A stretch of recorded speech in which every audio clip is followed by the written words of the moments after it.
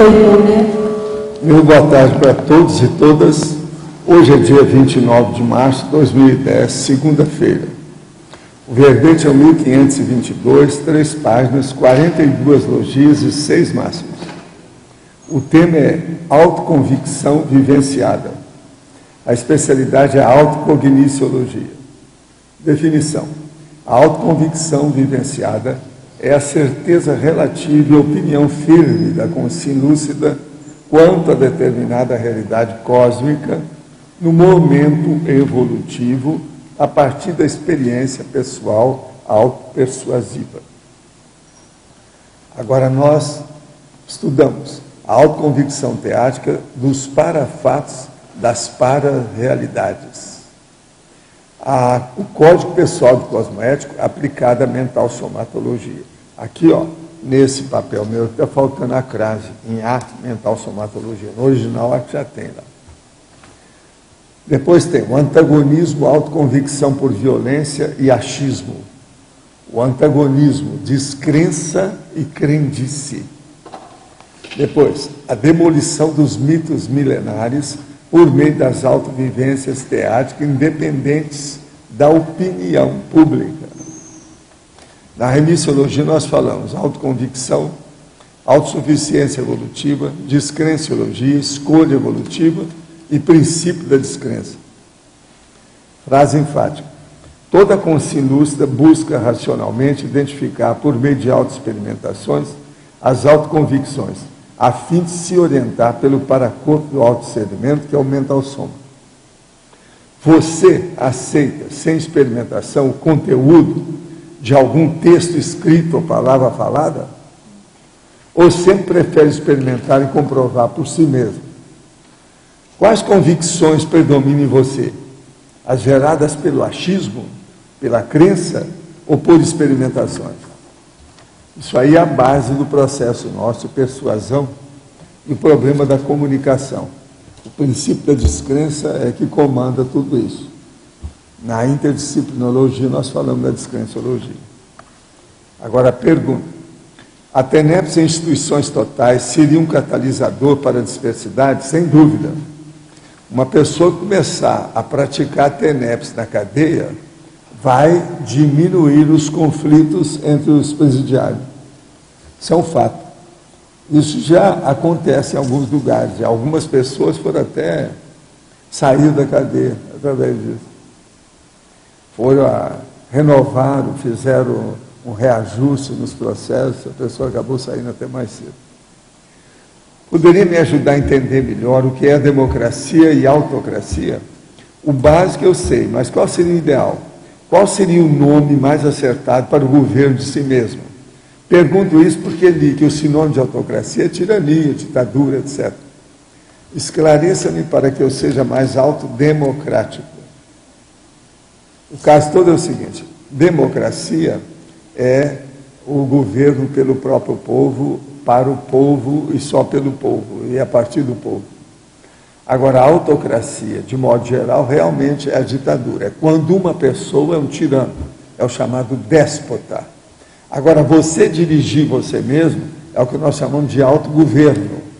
É autoconhecimento, autocognição. É você ter a inteligência evolutiva. Isso é que é a diferença.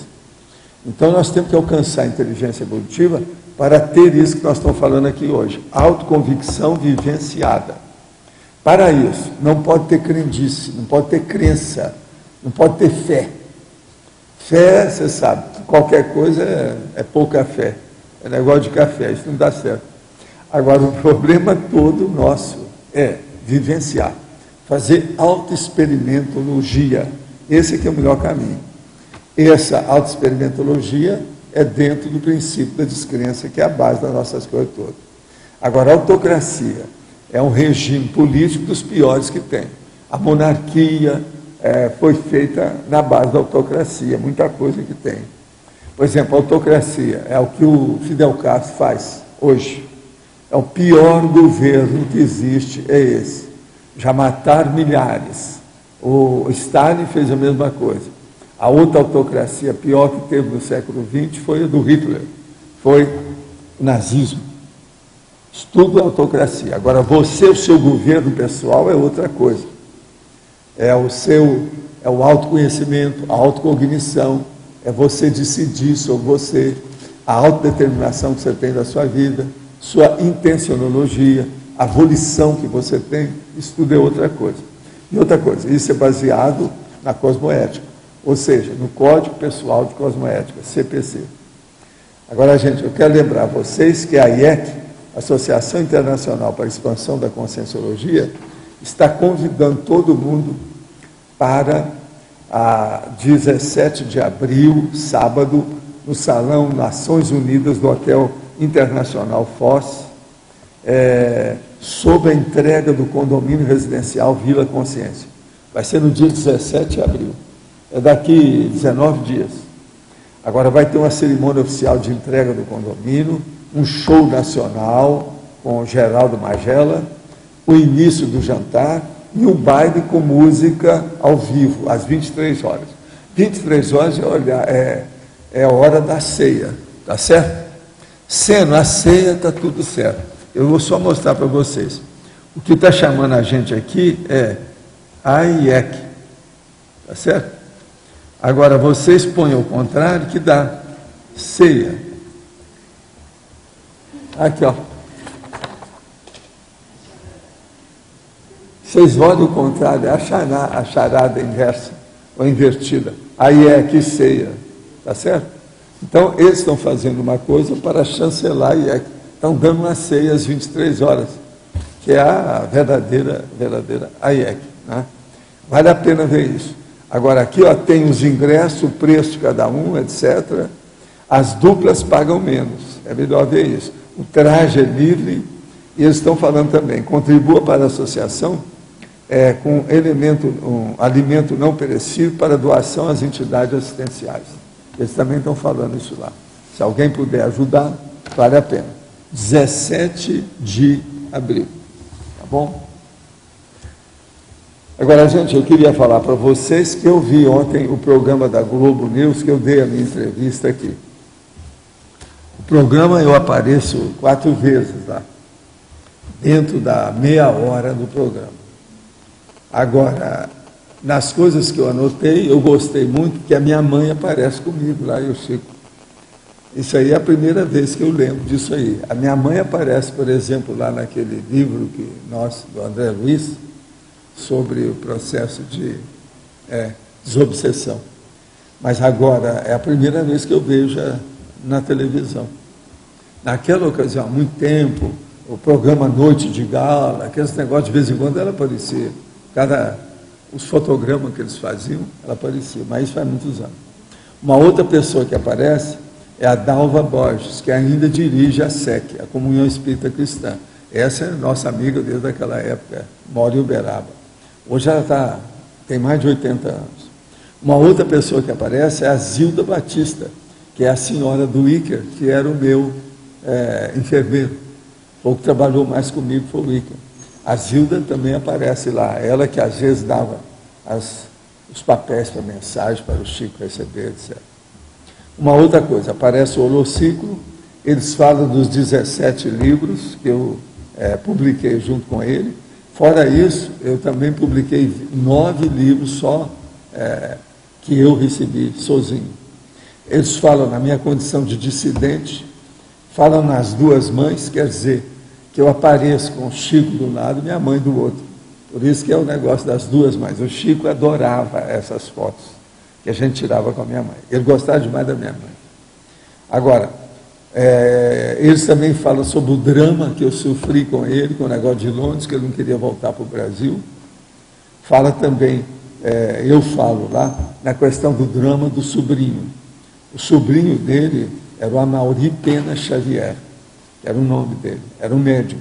Isso aí criou muito problema. Ele acabou morrendo porque bebia muito, etc. O cara era assediado.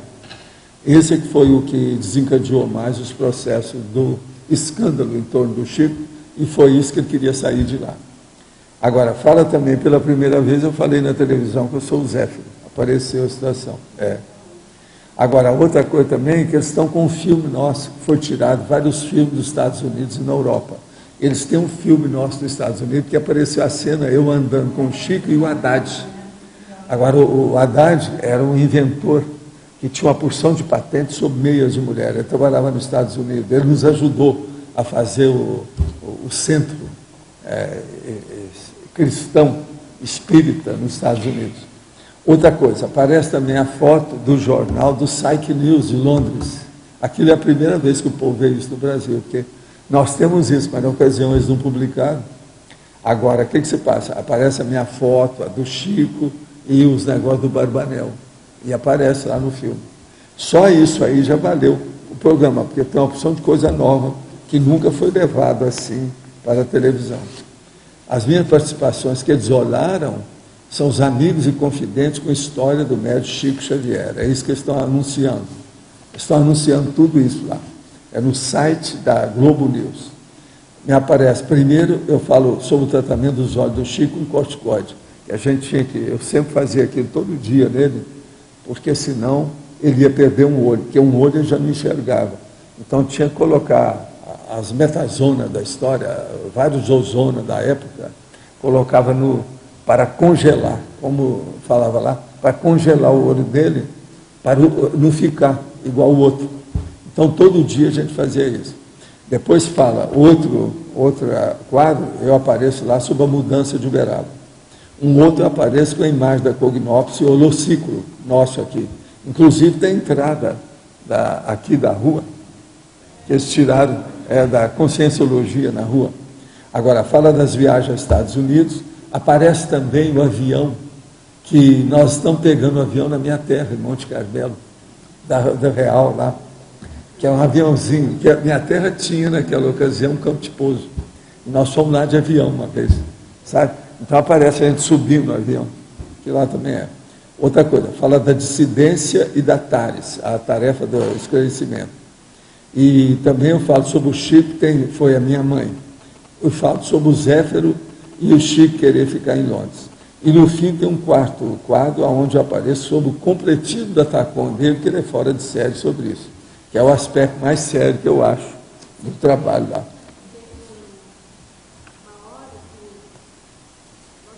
Também você falou que o Chico lia muito livro de santos e procurava imitar os santos. Já fala também? Fala. Isso eu não cheguei a foi logo no início, foi a primeira ou a segunda? Ele gostava, esse que era o trabalho mais sério. E quando eu entrei lá era para fixar isso, para manter a biografia dele. Agora, eu estava olhando essas coisas e vendo o que é que o povo ganha com livro, com filme, essas coisas todas. Então, para esse espírita, seria bom até eu mostrar hoje os exemplos do Chico. Uma coisa mais ou menos assim. Eu deixei o movimento espírita faz 44 anos. No entanto, eu sou mais espírita quanto aos bons exemplos do Chico Xavier do que o monte desses espíritas que estão existindo até hoje. Isso é que é esquisito. Eu deixei o movimento espírita, sou mais espírita do que eles. Por quê? Na interassistencialidade, se for comparado os médios, autores, psicólogos e cineastas que estão fazendo esse filme e ganhando dinheiro, eu jamais recebi direitos patrimoniais ou copyright, nem de livro, nem de disco, nem de filme, nem de artigo, nem de exemplar inteiro, que eu fiz revista inteira, nunca cheguei a ganhar dinheiro com isso. Isso tudo foi publicado e editado. Quer dizer, eu estou seguindo mais o exemplo do Chico, que é uma boa parte desses espíritos que estão por aí. Eu quero falar isso porque me acusaram durante muitos anos, agora é minha vez, né? De mostrar a realidade. Essa é a chamada vingança doce. Não é isso? Nada como um dia depois do outro. Não é assim que eles falam? Como é que é isso? Vocês sabem que eu tenho disco, Luz na Penumbra, aquele negócio todo, tudo é disco que nós fizemos. Nunca chegamos a ganhar dinheiro, eu fiz disco com o Chico. Outra coisa, tem filme que eu fiz, não só de quadrinho, mas esse do agora também que entrou, eu não vi dinheiro nenhum disso. Nunca recebi copyright de nada. Então, veja, revista. Teve uma revista minha que bateu o recorde da Planeta. Eles fizeram mais edição, ninguém sabe quantos milhares de edições foi feita aquela revista. Eu fiz a revista de capa a capa. Nunca recebi dinheiro por nada. Você está entendendo como jornalista a minha situação? Então, veja, livro, artigo, revista inteira, gravação de disco e filme. São 5 coisas. Eu nunca recebi nada. Isso é que é o chamado patrimônio intelectual. Agora, o melhor da história. Muitos desses livros que nós demos para eles lá, já entrou em domínio público. Amanhã, se te der na cabeça, nós podemos publicar esses livros aqui na Editário, que agora estão em domínio público. É preciso examinar. Eu vi agora um dos livros aí que nós recebemos, que está sendo publicado, que era da Federação, está sendo publicado por outra editora que eu nunca tinha visto. Então, isso já é domínio público, porque tem muita coisa dessa que já tem mais de 50 anos. Parece que o domínio público está na base de 50 anos. Então, é um negócio para se ver. Agora, ó, uma outra coisa só que eu quero chamar a atenção é a previsão do transmentor. Ele é terrível, né? Quando ele veio, eu não pensei nessas coisas, mas agora eu fiz aqui a relação, tem 17 coisas nesse período. Que ele falou para mim o negócio da TV e disse que o meu mês seria atípico. Agora vê, são 17 coisas. Aqui, ó, 28 de março, o especial de vários programas da Globo News com o Chico. Que isso aí interessa porque tem relação. Dia 2, é o aniversário do Chico, é o centenário dele. Dia 6, 7 e 8, é a tempestade publicitária dos intervencionistas na Globo. Dia 12, é o meu aniversário. Dia 15, o início do cinquentenário de Brasília. Filme, Chico Xavier, a biografia. É um filme que eles vão lançar agora, no dia 2.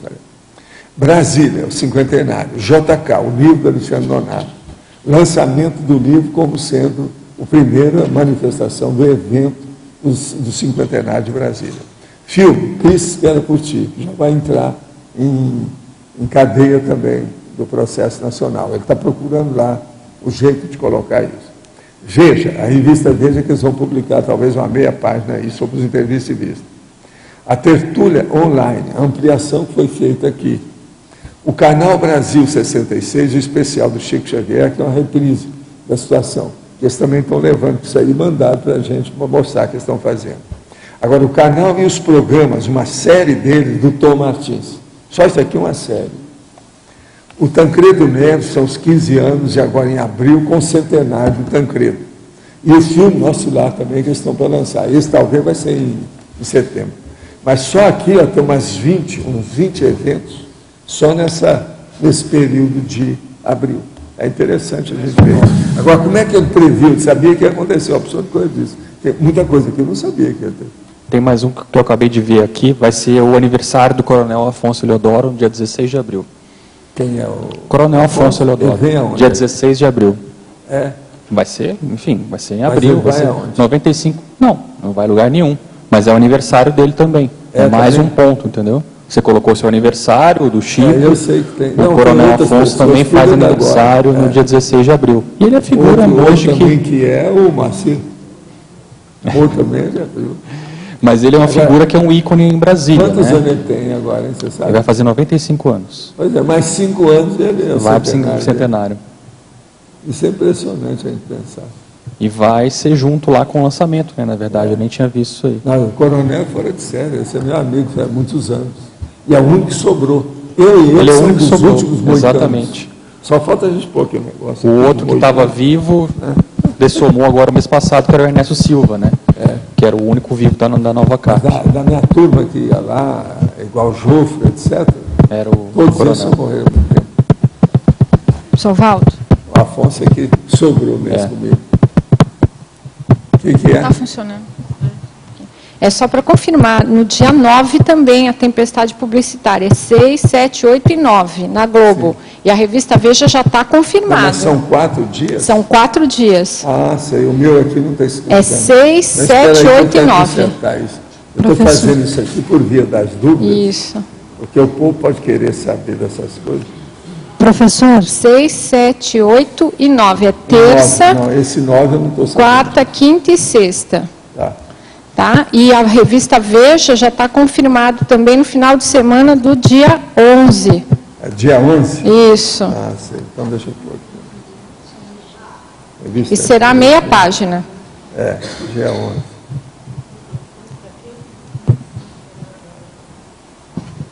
Agora, eu quero saber depois também, se a minha irmã viu a nossa mãe na televisão. Ovaldo. Ela vai gostar, ela vai gostar de ver. Ovaldo, vai sair também aqui no B. Vai sair no Jornal do Comércio, já está confirmado aquela matéria com os livros que você publicou com o Chico, por que você saiu do Espiritismo. Jornal. O tal lá do Recife. Vai sair, já mandei, e é 2, 3... Deixa eu anotar mais essa. Estou colocando tudo aqui. Estou colocando porque eu não vi nada, não, porque tem gente que está me perguntando o que é que tem, como é que é. Vamos dar uma... Isso aqui, gente, é a tempestade publicitária mesmo das grandes. O negócio é sério. Professor. Agora me conta, o Jornal do Comércio tem uma ideia de falar quando? 2, 3 ou 4 de abril. 2, 3 ou 4.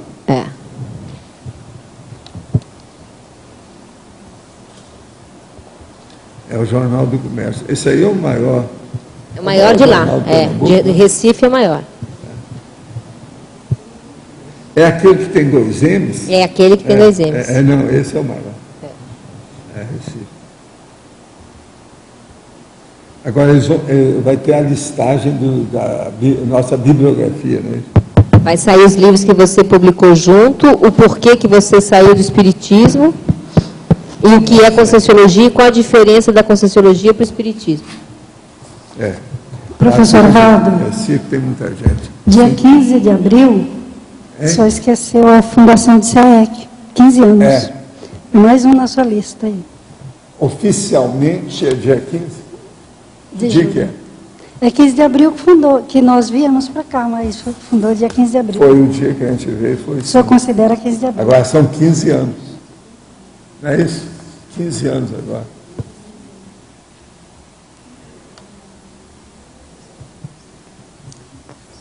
Dia 15, 15 anos. Sério.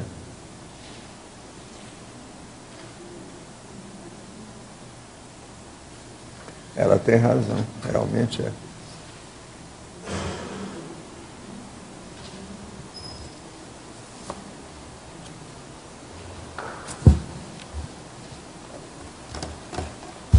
Agora a gente aqui, ó. Sou psicólogo de 2 prefeituras. Trabalho na atenção básica na saúde e na assistência social com uma carga horária de 60 horas. Intenção de doutoramento e docência universitária. Tenho retomado aos poucos processo energético, por assim dizer, conscienciológico. Solicito sugestões para reativar ou ampliar o processo evolutivo, link com o curso intermissivo, estando nesse front. Havendo outros campos além do SAEC, são preciosas dicas de reconexão com a rede maior evolucente, transmentor e companhia. Como é que eu faço para ligar o nosso amigo aqui com essa história? Está danado. Ele é que tem que... Olha aqui, lima as antenas, limpa tudo, engraxa e vê o que quer que faz. E coloca em alta frequência, não é isso? Frequência modulada, é que seria alta. É o jeito. Mas olha, muito bom, hein? Você está trabalhando para chuchu. Você não é o workaholic, não, né? Não, é uma pergunta, né? Acho que é objetiva, né, no caso. O senhor disse por diversas vezes que o Espiritismo se transformou numa seita cristã, opinião da qual eu compartilho. O Globo Repórter da última sexta-feira, que abordou o centenário de Chico Xavier, mostrou que há romarias ao túmulo do médium, e uma antropóloga afirmou que é um fenômeno tipicamente brasileiro, onde se mistura o catolicismo com o espiritismo. Isso seria uma consequência de Chico Xavier promover basicamente a TACOM? Sem dúvida. Outra coisa, a federação do Rio de Janeiro, a maior, o Conselho Federativo falava, Maria é mãe de Jesus, nas preces que eles faziam. Tinha uma opção de coisa da Igreja Católica, por causa dos portugueses da Federação Espírita Brasileira. Isso, ó, isso tudo eu vi, ele não podia falar nada, senão eles quebravam a gente. Estou me sentindo como se estivesse em outro mundo, como se estivesse flutuando, sem concentração alguma no que acontece agora. Enfim, gostaria de saber o que seria esse processo. Se é uma anulação por eu não estar bem na minha realidade e pelos fatos que ocorreram e ocorrem na minha vida. Passo por um quadro depressivo, perdi minha irmã que faleceu com câncer há 4 anos, na época ela tinha 24 anos. Problemas com autoestima e atualmente problema na empresa do meu pai, que por muito tempo escondeu uma situação que hoje veio à tona, questão de endividamento. Hoje conto com 22 anos, sou recém-formado em Direito e minha mãe estuda essa ciência e já fez curso. Por isso estou aqui escrevendo. Olha, o melhor que você faz é procurar se inteirar da sua realidade e ver o que você tem de bom. Você é advogada, pensa bem, com 22 anos, está fora de série, você está acima da situação. Agora, ó, percalços, essas alterações de família, tudo isso, todo mundo passa por isso, a vida é assim. Isso tudo é crise de crescimento. Olha bem, crise de crescimento. O que está acontecendo com você, analisa isso, faça uma abordagem como se fosse uma crise de crescimento. Isso vai ajudar você. Pensa nisso. Você está com a flor da idade, a flor da vida, né? Florescente, viçosa, 22 anos, ó. Que é isso? Agora, ó, qualquer coisa, se a sua mãe aparecer por aqui, vem com ela que eu quero te conhecer com calma, para ver como é que é a psicosfera dela de perto e tal. A gente vê o que pode ajudar. Né? Por que é proibido falar em Deus na conscienciologia? Não, não tem nada proibido na conscienciologia, não. Me perdoa que aqui nós somos contra tudo quanto é censura. É proibido proibir, a gente viu falando isso agora. Nós ponderamos. Deus é bobajada, né? Do jeito que eles falam, é uma besteirada, né? Por causa de Deus estão matando gente sem parar. A essa hora deve estar gente se matando por aí. Vocês viram aquilo que teve 2 explosões em Moscou? Vocês viram aquilo? Que coisa esquisita. E outra coisa, é suicida, né? Pois é, mulheres em Moscou. Agora veja, será que isso tem alguma coisa que ver com os árabes? Não tem nada que ver, né? Como é que é isso? Moscou, já. Vocês viram essa notícia? Você viu? Negócio muito esquisito. Valdo, não é, tem a Chechênia lá, é muçulmana, e tem a ver... Então é a turma da Chechênia com os muçulmanos, né? Eu suspeitei disso a hora que eu vi o negócio, mas não falei nada, né? Só... Então, eles já falaram que é isso? Não, mas está na cara, então você está pensando igual eu. Teoricamente, todo intermissivista já teria uma entidade extra, mesmo ignorando intrafisicamente. Olha, a entidade extra depende de quem trabalhou muito. Agora, eu não posso falar que todo intermissivista tem essa identidade. Outra coisa, às vezes ele pode ter até uma identidade de dragão, de mega assediador, ele não vai querer isso. Não é isso? Tem que ir com calma, a gente tem que estudar cada caso para ver o que dá. Gostaria que comentasse as diferenças entre os verbetes autoconvicção de hoje e autoconvicção vivenciada. Em certo nível parece ser diametralmente oposto, em outros são praticamente idênticos. Então tá bom, você começa a estudar e vamos ver o que é que a gente tem. Olha você aí quais são as diferenças, ou o que é. Tem alguma coisa que seja, por exemplo, antagônico, que seja contraditório? Paradoxal é uma coisa, contradição é outra. Examina bem. Eu, geralmente, quando faço os verbetes, eu examino aquilo que já foi feito. Agora, ó, esse aí eu examinei, que tem autoconvicção na remissiologia, o 02. Ó. Então, não é a mesma coisa. Examina bem como é que é e veja o que é que você pode falar. Uma outra coisa, esse verbete tem mais material dele que eu ainda não coloquei. Ele está pequeno, ele está com 3 páginas. E outra coisa, vocês viram que a fatologia e parafatologia está minguada, pequenininha. Estuda aí, tem mais coisa para pôr, com calma. Então é uma coisa que ainda vai aparecer.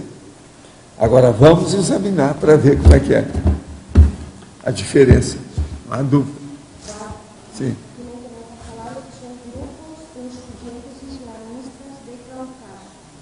Do Cáucaso.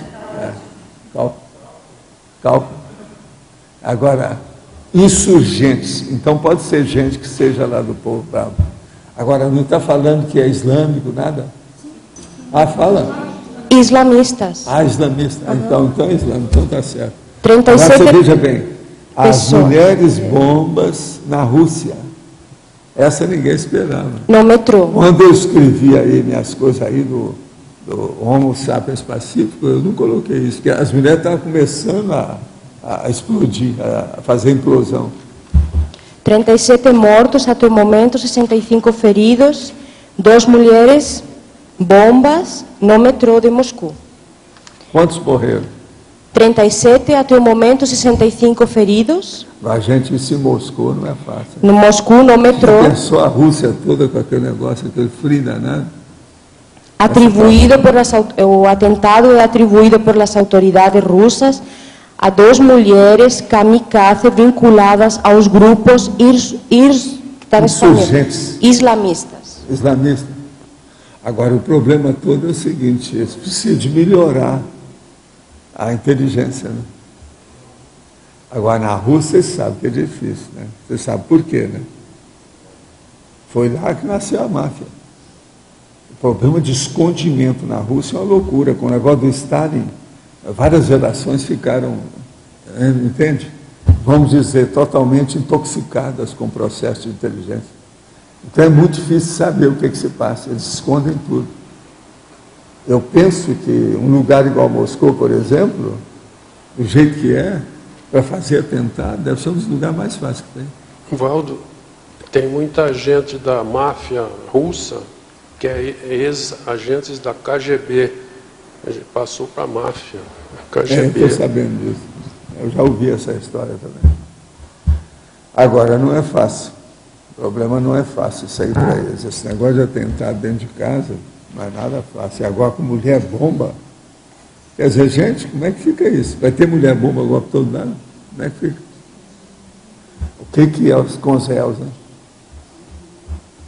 Quando eu fiz o livro, estava começando a primeira mulher bomba, eu vi a notícia, a primeira coisa que tinha, a gestante bomba, a primeira que apareceu. Agora já tem um monte delas, está comum, já banalizado o assunto. É terrível pensar nisso. Vamos pensar positivo para ver se melhora essas réus por aí, não é isso? É o jeito. Mas quem é que está aí com o microfone? Tem alguém? Essa questão de todas essas coincidências de abril, existe alguma explicação assim extrafísica que dá para deduzir? Não, a explicação é que o transmentor chegou e me falou isso com antecedência. Mas não é assim... Mas quanto tempo que ele teve aqui, você lembra? Vocês têm marcado aí? Eu não tenho.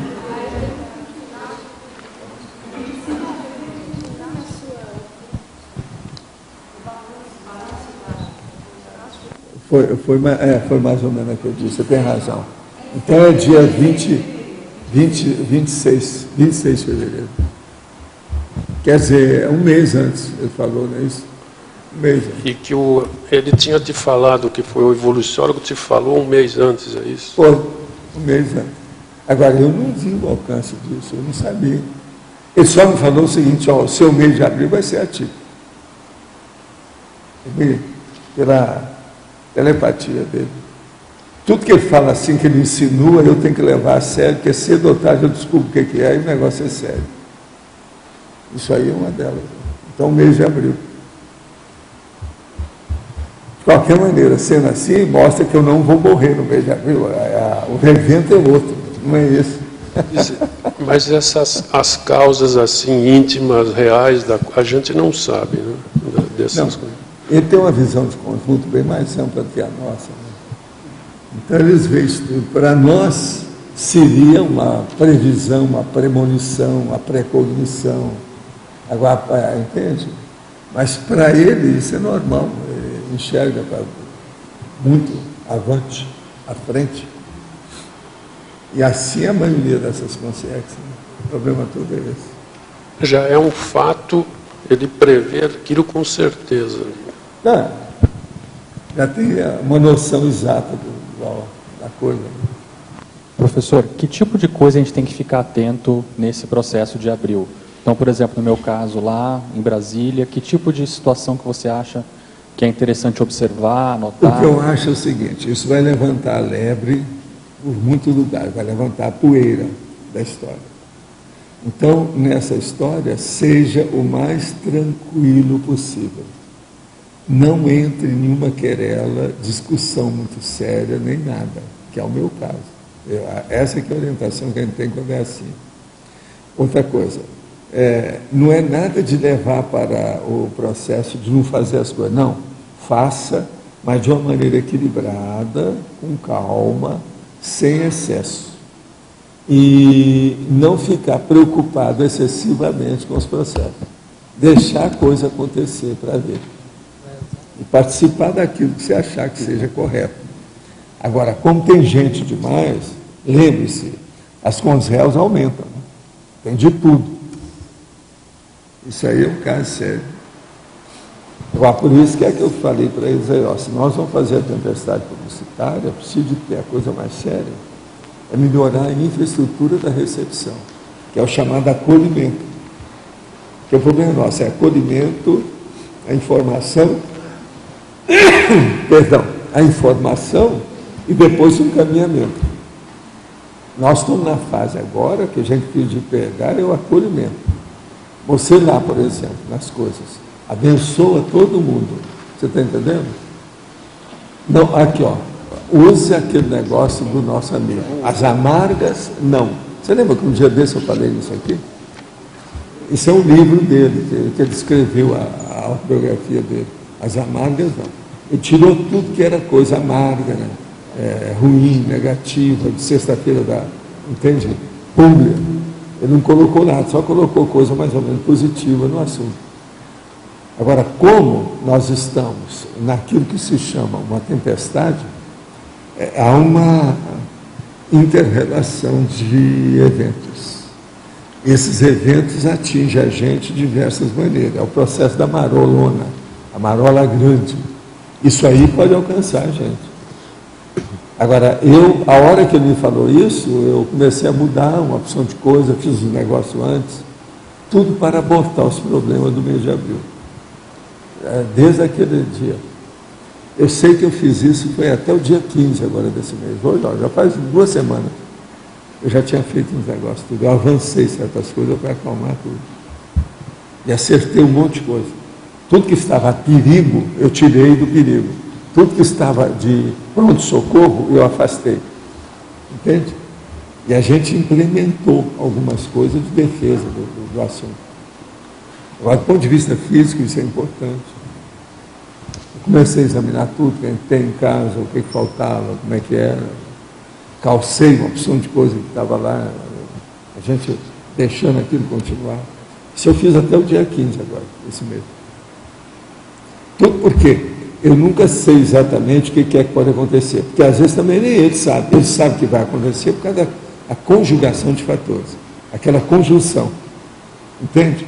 Essa conjunção é isso que eles falam, conjunção das palavras que se usam em astronomia e que se usa na astrologia, para ver a conjunção disso e daquilo. É por causa dos processos de acontecimento, é o problema da sincronicidade.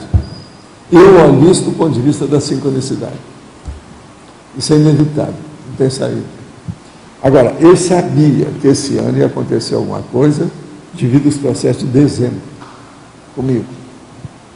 Tem algumas hints. Sabe o que é hint? As insinuações que você vê. Por exemplo, você vê um fogo que tem uma fumaça. Aquilo lá, você deduz uma série de fatos que podem acontecer. É justamente isso. Eu vi que tinha alguma coisa que eu tinha que olhar para esse ano. Alguma coisa mais séria. Eu reforcei um monte de coisa a partir de janeiro, entendeu? Agora, vamos ver, depois começaram a acontecer essas coisas. Agora, com o negócio do transmentor, eu não podia deixar de entrar no assunto, porque eu olho muito, entende, Alexandre, essas questões nossas, eu olho muito o problema da orientação que a gente tem, que eu mesmo, às vezes, tenho isso anotado. Por exemplo, o problema da invisibilidade e a postura conscienciológica. Saber a hora de aparecer publicamente. Isso é que é o problema maior que o serenão enfrenta e ele sabe sair dessa, está do anonimato. Isso é o que eu chamo de invisibilidade. Por exemplo, isso tudo eu estou estudando já há algum tempo.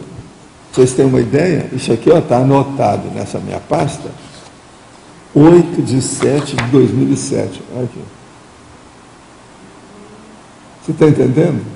Eu olho tudo. Agora, as expressões são essas. A postura conscienciológica da invisibilidade. E saber a hora de aparecer publicamente. Tem só 3 anos. Vamos fazer 3 anos. Está tudo aí marcado. Está dentro dessa minha pasta. Eu estou trazendo cada processo de abril que entra aqui de vida cronêmica. Aqui é o processo da cronêmica. Agora, o que eu vejo nessa questão toda é também o processo de exumação. Sempre quando tem esses casos, devido à minha idade e à condição da minha vida, existe o processo de exumação. Exumação é a hora que você levanta o cadáver. E vai ter que ver o que é que tem, etc., para fazer o DNA dele, para ver as coisas todas. Agora nós estamos fazendo uma série de levantamento de cadáver. Por exemplo, eu gostei muito de ouvir o Arnaldo Rocha falando, o Arnaldo é uma grande personalidade. Uma hora eu posso trazer o livro, que era o caso. Tem alguém aqui que seja da holoteca? Agora não, né? Você tem chave? A Rosa aqui. Pois é, mas olha, você sabe mexer no computador para saber onde é que tem os livros? Por exemplo, chega lá então e procura esse livro que eu quero mostrar para a turma, que o Arnaldo Rocha, que ele acertou. E é uma coisa interessante. Instruções psicofônicas. São os livros do Chico Xavier. Esse aqui é um dos livros dele da ocasião. Agora, vê se vocês trazem esse livro lá para a gente mostrar para todos. Muita gente não sabe que isso aí existe. Ele é do Arnaldo Rocha, que é esse que apareceu lá. Só para ver que é gente de casa, que a gente conhece, eu acompanhei a vida dele toda. O Arnaldo é que foi o noivo da Meimei. Meimei é aquela concierge que se comunicava. Eu mesmo recebi mensagem dela, o Chico tem livro que ele recebeu dela. E havia o Centro Espírita Meimei.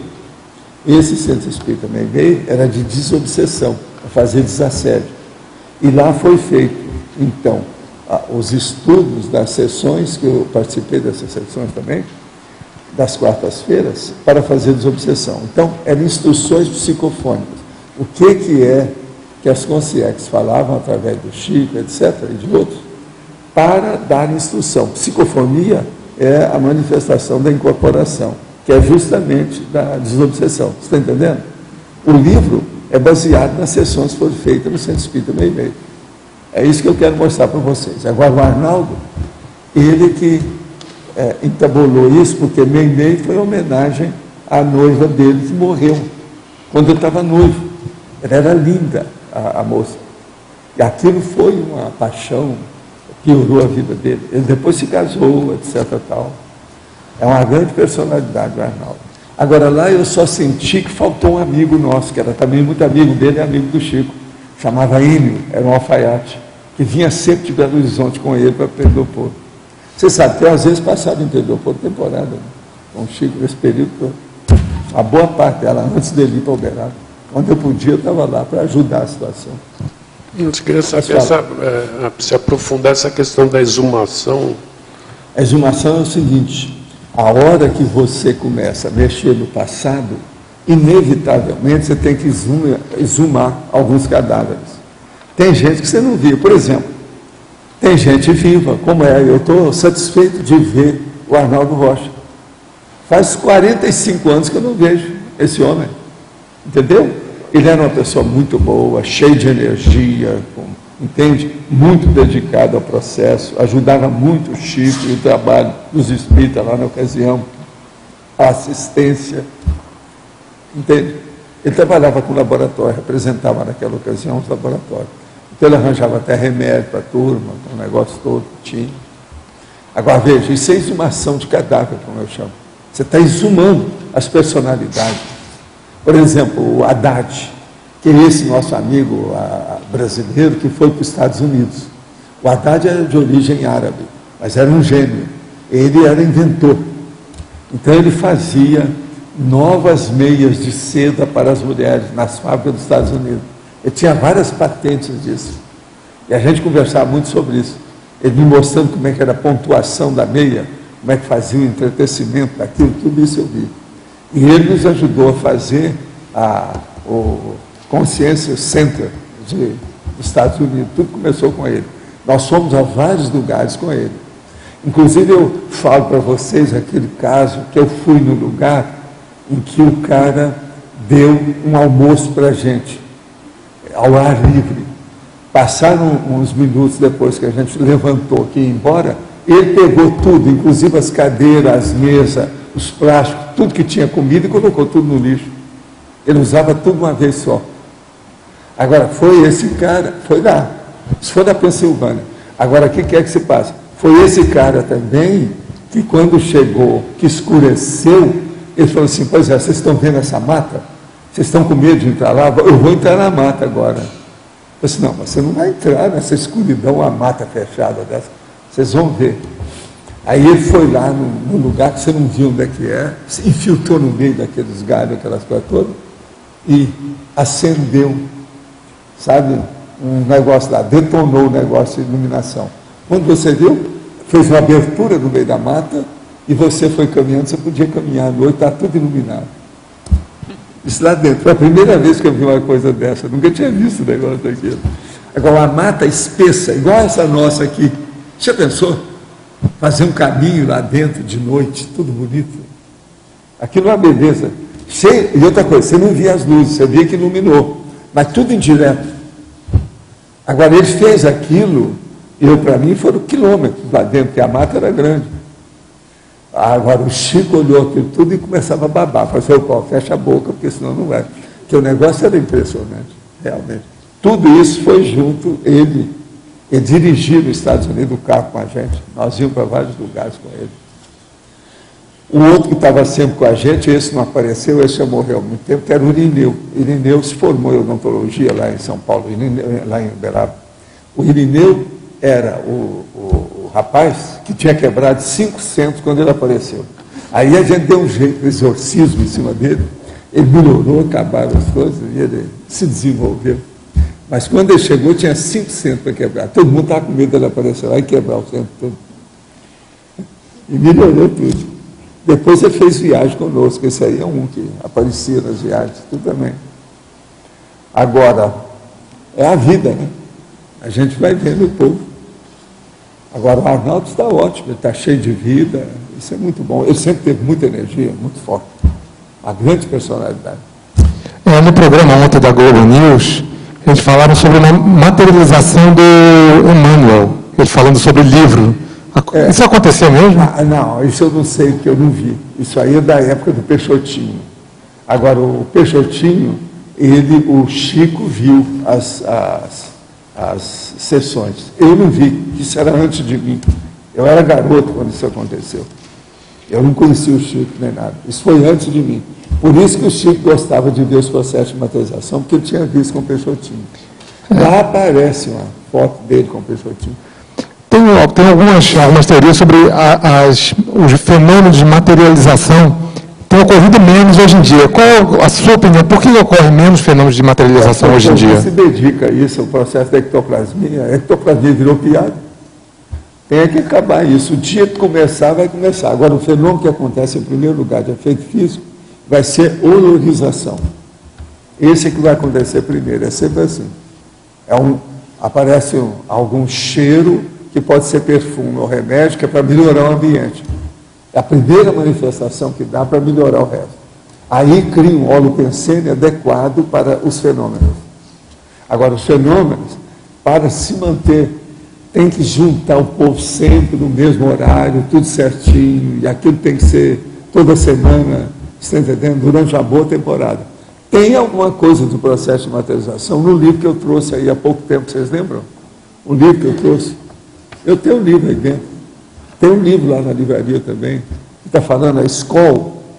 Lá era sessão de materialização. Isso é coisa recente. E é fora daqui, é fora do Brasil. Qualquer um que juntar aí uma equipe que seja coesa, que tenha afinidade e desenvolver o processo de efeito físico e ectoplasmia, pode dar efeito físico, pode dar processo de materialização. Isso é inevitável.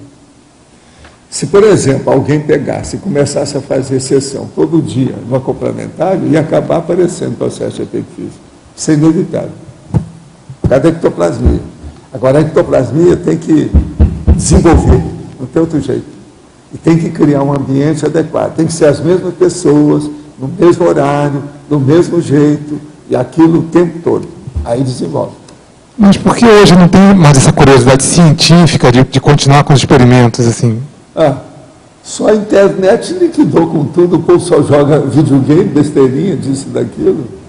Está tudo desviado hoje. O tóxico acabou com tudo. Só o tóxico processo da internet e a supercomunicação que tem hoje desviou todo mundo. É aquilo que eu chamo de desviologia. Entende? Autoenganologia. Todo mundo está indo para o brejo, vai para o acostamento. É muita gente que perde tempo com a vida, com coisa secundária. Agora, o senhor acha que tem alguma psicopatologia envolvida no assassinato da Isabela Nardoni? Bolas. Psicopatologia sempre tem.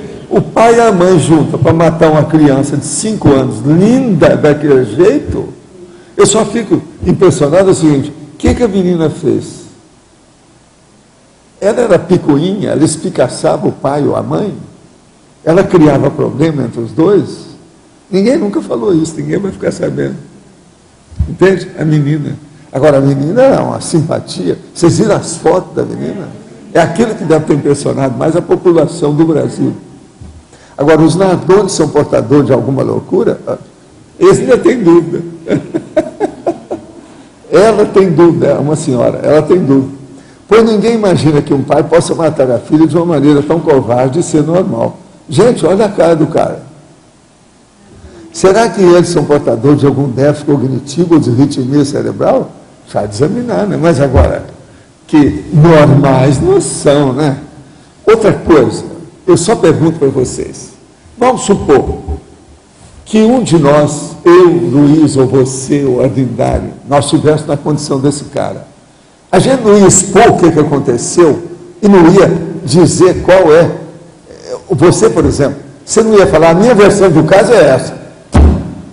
Eu nunca vi o cara falar nada de nada. Como é que é isso? Não é piradão? Só isso já mostra que não funciona direito. Uma outra coisa, se ele fosse inocente, ele estaria, sou inocente, sou inocente, sou inocente. Eu não vi nada desse troço. Outra coisa, com aquela cara, ele danado da vida, assim, ó. Não é que é? Só isso aí a gente vê. Agora, gente, é aquele negócio, né? A personalidade psicopática, só de você observar, você já vê. Não é um negócio tão grande do jeito que é que eles faziam aquele negócio. Tem o queixo quadrado, tem isso, tem aquilo, não é isso. Mas que você vê a personalidade pela aparência, vê. A psicologia hoje avançou demais nesse assunto para poder mostrar isso. Tem muita coisa que mostra sim. Isso é muito sério. E é por aí que eles escolhem para fazer o cast dos assassinatos, assassinos, serial killer. Eles vão escolhendo os caras de acordo. Tem cara que só mostrar aquela cara, não precisa falar que ele é assassino. A cara já está escrita, homicida, não é isso? É só pelo jeitão dele. Então, isso tudo pesa na balança para escolher a evencologia para fazer um filme, por exemplo. A gente vê muito disso. Vocês observam no Law and Order e no Medical Detectives, as personalidades que aparecem, as caras. Eu já chamei a atenção para isso aqui. O Medical Detectives tem cada cara impressionante. Outra coisa, não são profissionais, eles são os normais que eles são. Aparece a pessoa da família, aquilo. Olha o tipo de americano que aparece lá. E vocês sabem, de vez em quando aparece no Medical Detectives, político, pessoa célebre, todo mundo conhece, alguma coisa que foi assassinada. E outra coisa, a maioria dos casos, tudo é por causa de seguro e dinheiro. Pode olhar. Seguro e dinheiro. Se vocês têm seguro alto, que pega muito dinheiro, cuidado, para não morrer mais cedo. Porque nos Estados Unidos isso ocorre toda semana. O negócio não é fácil. Você sabe que na década de 60, eu já tinha estudado isso.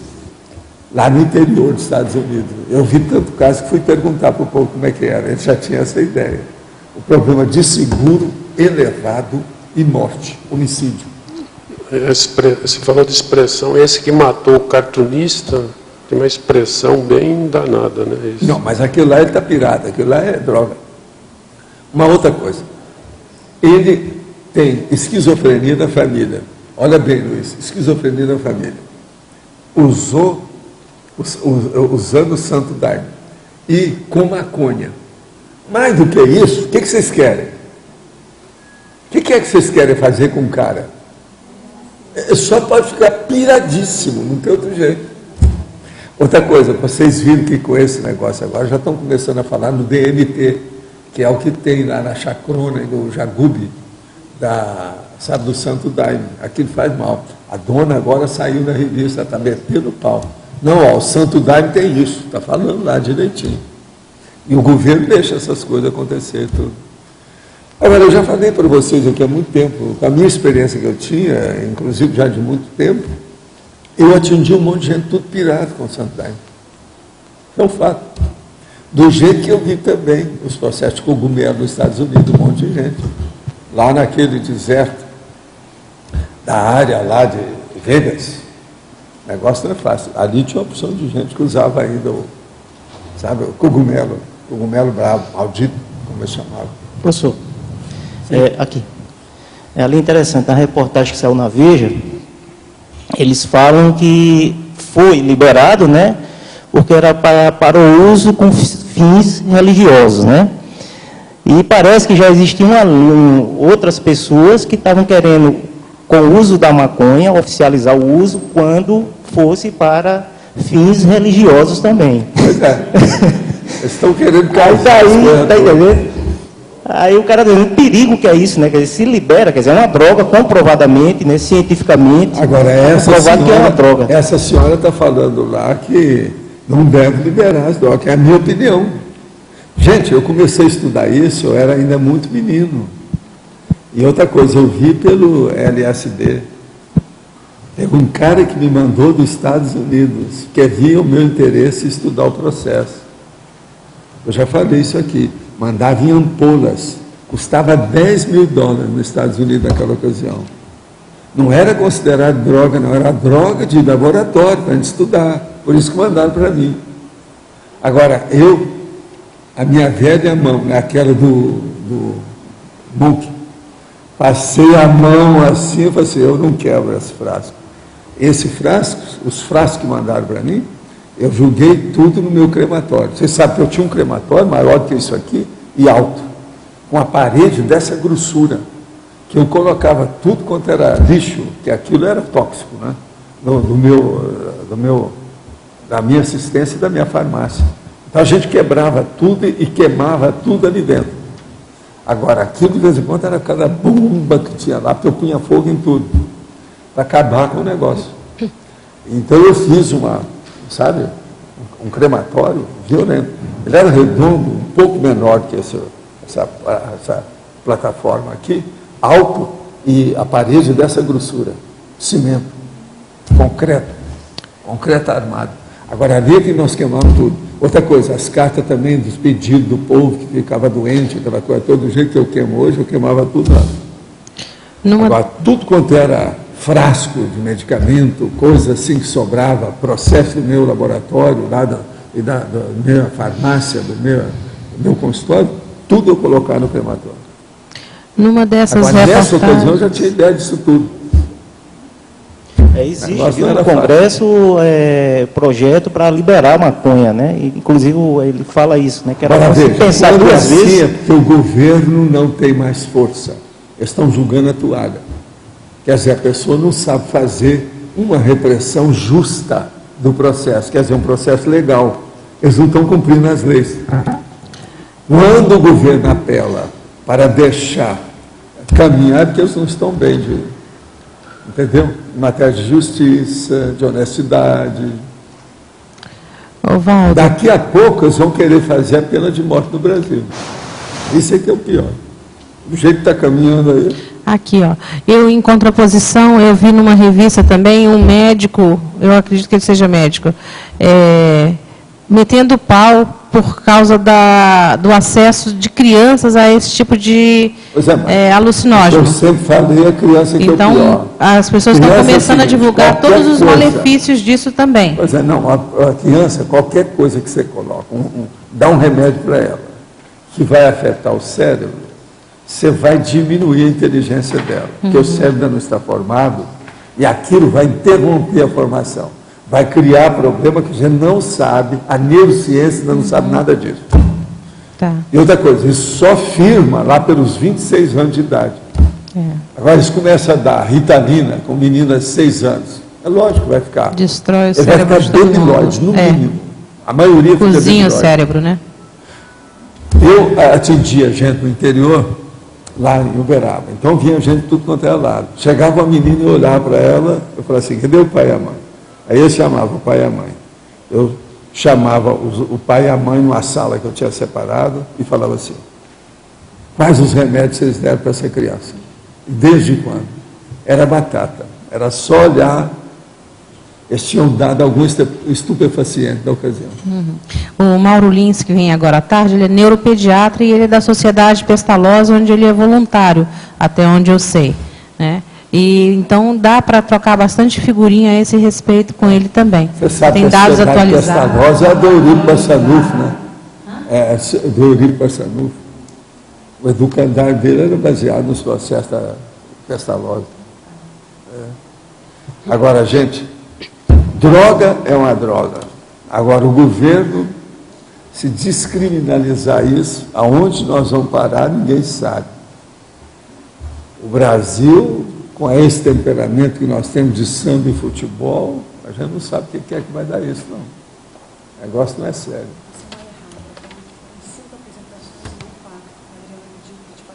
Ah, foi?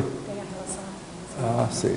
Ah, estão corrigindo aqui que eu participei lá, foi 5 participações e não 4. Acharam mais uma. Sobre a leitura de Chico de biografias de santo. Já tem mais uma. Eu não vi isso. Eu vou ver depois esse filme com calma para ver. Agora, fizeram aqui uma... Ah, as repetições do programa. Ah, então já foi.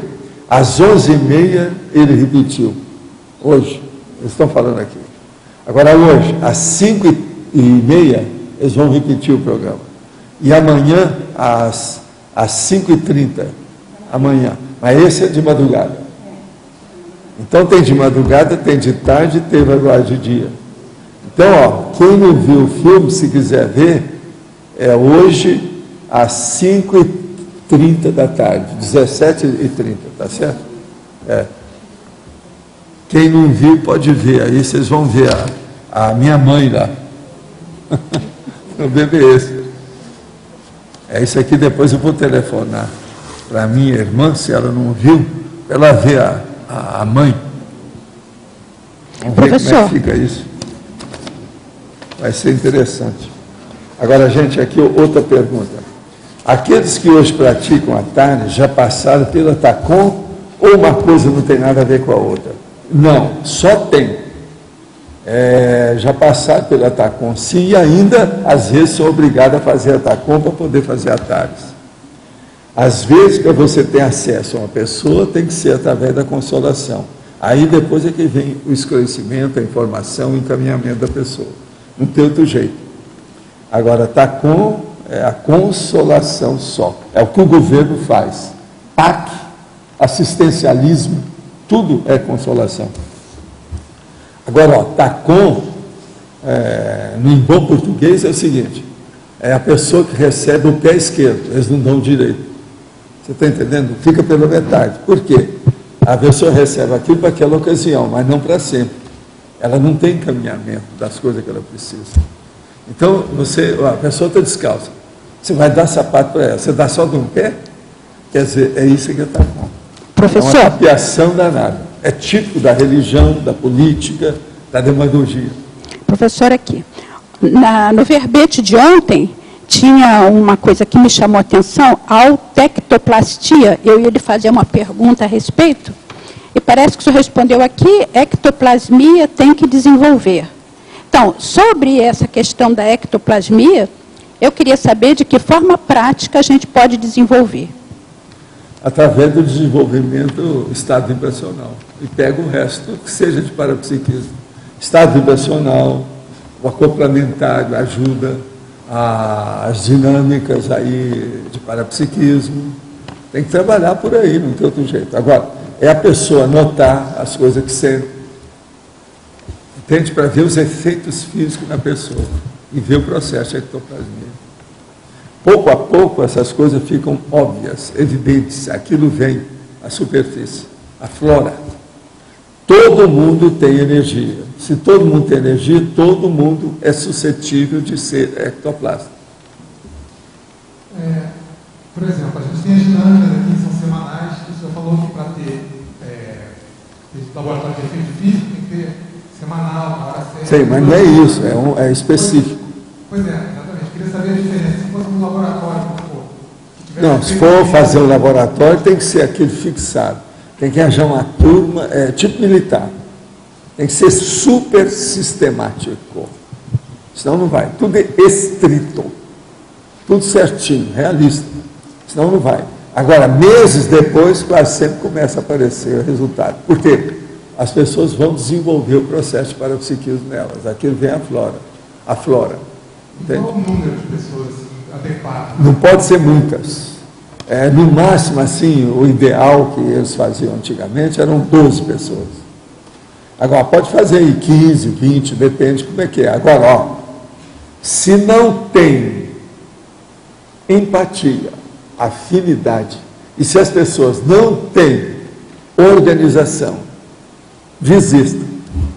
E outra coisa, comece a fazer. Por exemplo, você pode começar com 25 pessoas e vão ser selecionadas 15. 10 vão ser expurgadas. Elas mesmas vão se expurgar. E vocês dão para isso, por exemplo, 3 meses. Toda semana vai ter a reunião. Faltou uma reunião, você já exclui a pessoa. Aí ela vai falar assim, não, mas eu faltei porque eu estava com dor de dente, não sei o quê, não interessa.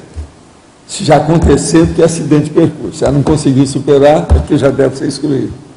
Agora, isso tem que ser rígido. Esse rigor não tem saída, tem que ter.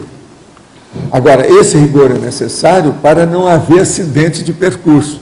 Porque fazer uma reunião dessa é pior do que fazer a internet isolada. Os acidentes de percurso podem ser violentos em cima da pessoa. Por quê? Algumas dessas pessoas, às vezes, elas têm um efeito físico, está entendendo, João? Mas ela não sabe que tem. Na hora que começa a mexer, vai levantar a poeira.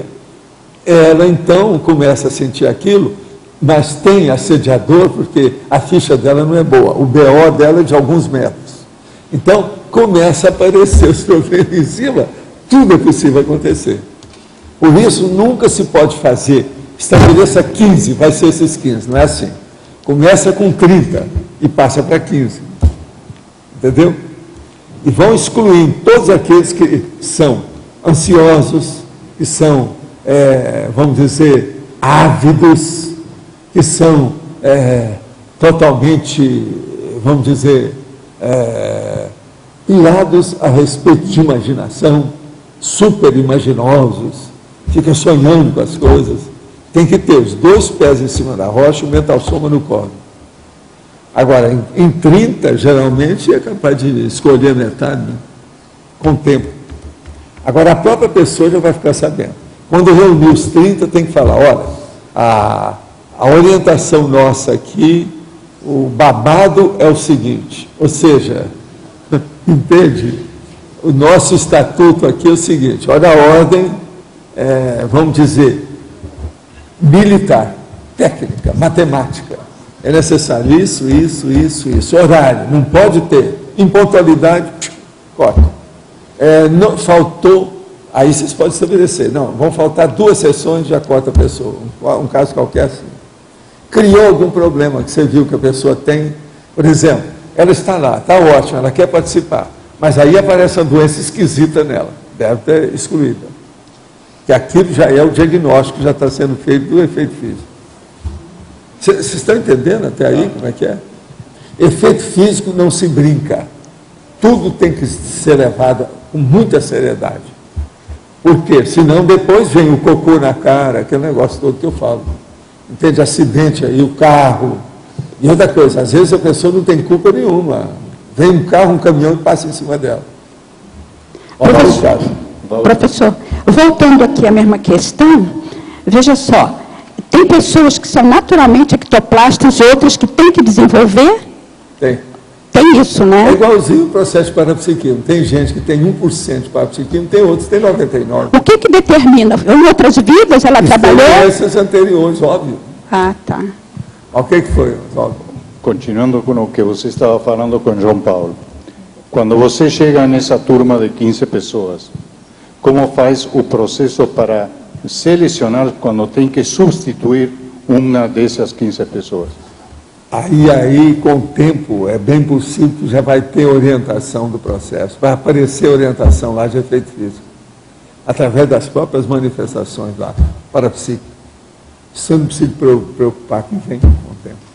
O problema é selecionar o povo e que tenha afinidade.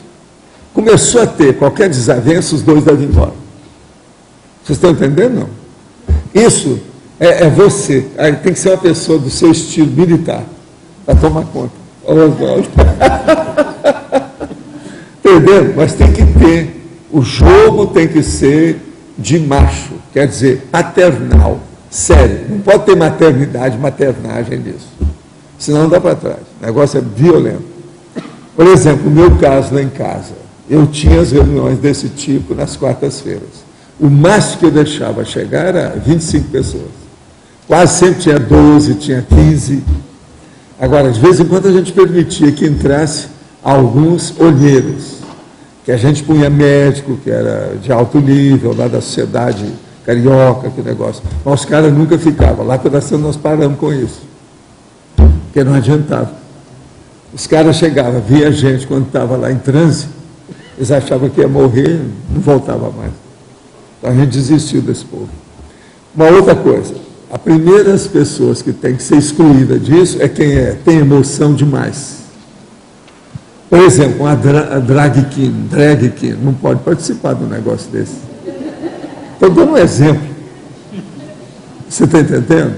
Certas profissões não dão. Por exemplo, um militar brabo, que está na ativa, também é difícil entrar nisso. No Espiritismo eles fizeram até a cruzada dos militares espíritas. Mas, por exemplo, uma reunião dessa assim nunca dava certo se colocar muito militar na história. E aqui no nosso caso, o ideal é que sejam todos beneficistas ou não? Não, o ideal beneficista seria assim, o máximo, né? O maior. Se você puder colocar isso todo lá. Já pensou se arranjar 15 beneficistas, 15 epicons, o que mais? Todos os mesmos. O que mais? Mulheres e homens, porque tem que ser os dois gêneros. Mas pelo menos a maioria, o ideal é que fosse beneficista. Não, se for possível. O ideal seria 15 serenões, segundo aqui o Armin está querendo 15 serenões para fazer a reunião. 15 Armin. Agora o Loche não, ele já está querendo 15 evoluciólogos. Hein? Vamos tentar. Agora outra coisa, 15 evolucientes, 15 com 5 cobaias. Esse seria o ideal. Porque com isso eles estão mostrando a abertura consciencial. Entendeu? Isso pode ajudar muito. Agora, o caso todo é o seguinte, vamos supor que você arranje 15 desses, e que eles sejam tudo, no início, tudo casca grossa. Vai dar um trabalho danado, vai demorar muito. Mas pode ser que de uma hora para outra até faça. Você está entendendo? Dá como se fosse um surto positivo no negócio. Às vezes melhora tudo de uma hora para outra. Agora, as reuniões têm que ser no mesmo lugar, no mesmo horário, e as mesmas pessoas. Entende? Qual seria, assim, no começo de um laboratório desse, quais seriam os efeitos que a gente priorizaria, ou será que os fatos iam pouco a pouco os fatos iam mostrar para vocês. O lugar tem que ter ar-condicionado sério para baixar a temperatura, no mínimo para ficar 19 graus no ambiente, no mínimo. Isso tudo o tempo todo. Agora, às vezes, é bom ter um local com água corrente lá dentro, um canto da sala, alguma coisa nesse sentido. Agora, tem que ter um certo espaço. As pessoas não podem sentir que estejam numa masmorra. Ela tem que ter uma certa liberdade dentro da peça do trabalho. Isso tem que escolher. Eles vão usar o seu local lá para fazer experiência, mas com máquina, você sabe, né? Eles vão levar o laboratório, vão instalar um laboratório aí no CAEC para isso. Então, para ver todo esse tipo de máquina que a turma está usando por aí afora. O Hernandes está cuidando disso, Hernandes. Nesse ponto, teria que ter alguma previsão especial a respeito de coincidir ou não com outro curso de campo? Ou pode ser feito, por exemplo, num horário que tenha, nesse momento, uma complementar? Não, o ideal é fazer o horário à noite, porque quando a coisa Mas poderia ser uma sexta-feira. O ideal é de 8 às 10. E durante a semana. O dia ideal. Pela minha experiência, gente, eu mexi com isso, você sabe, eu trabalhei no movimento espírita há 28 anos. Vocês pensaram, eu já vi. Agora, e outra coisa, a gente estava na liderança do movimento no Brasil até fora do Brasil. Então, veja só. O ideal mesmo é quarta-feira, das 8 às 10. Tá. Do ponto de vista cronêmico, da cronologia, do calendário, da folhinha. Metade da semana. Hein? Metade da semana. Metade da semana? Não, é quarta-feira das 8 às 10, toda quarta-feira, e acabou. No ano tem 52 reuniões, não pode faltar nenhuma. Não, a pergunta é Ninguém pode viajar nesse problema. A pergunta é por que quarta? É porque é do meio da semana? Quarta porque é o melhor dia da semana para isso, está no meio. Quarta é o dia que eu não atendia ninguém no meu consultório no Rio, que é a orientação dos americanos. É o dia de julgar golfe, quer dizer, fazer o social. Se reunia com o povo que vinha do exterior, etc. Eu jogava golfe na Gávea com as moças, as mulheres. Tinha mulher todo dia. Vinha mulher com o marido, aquele negócio. Golfe. Era o jeito. Quarta-feira. Eu tinha o dia segunda e terça, depois quinta e sexta. Era quarta-feira. O grupo espírita meio também era quarta-feira.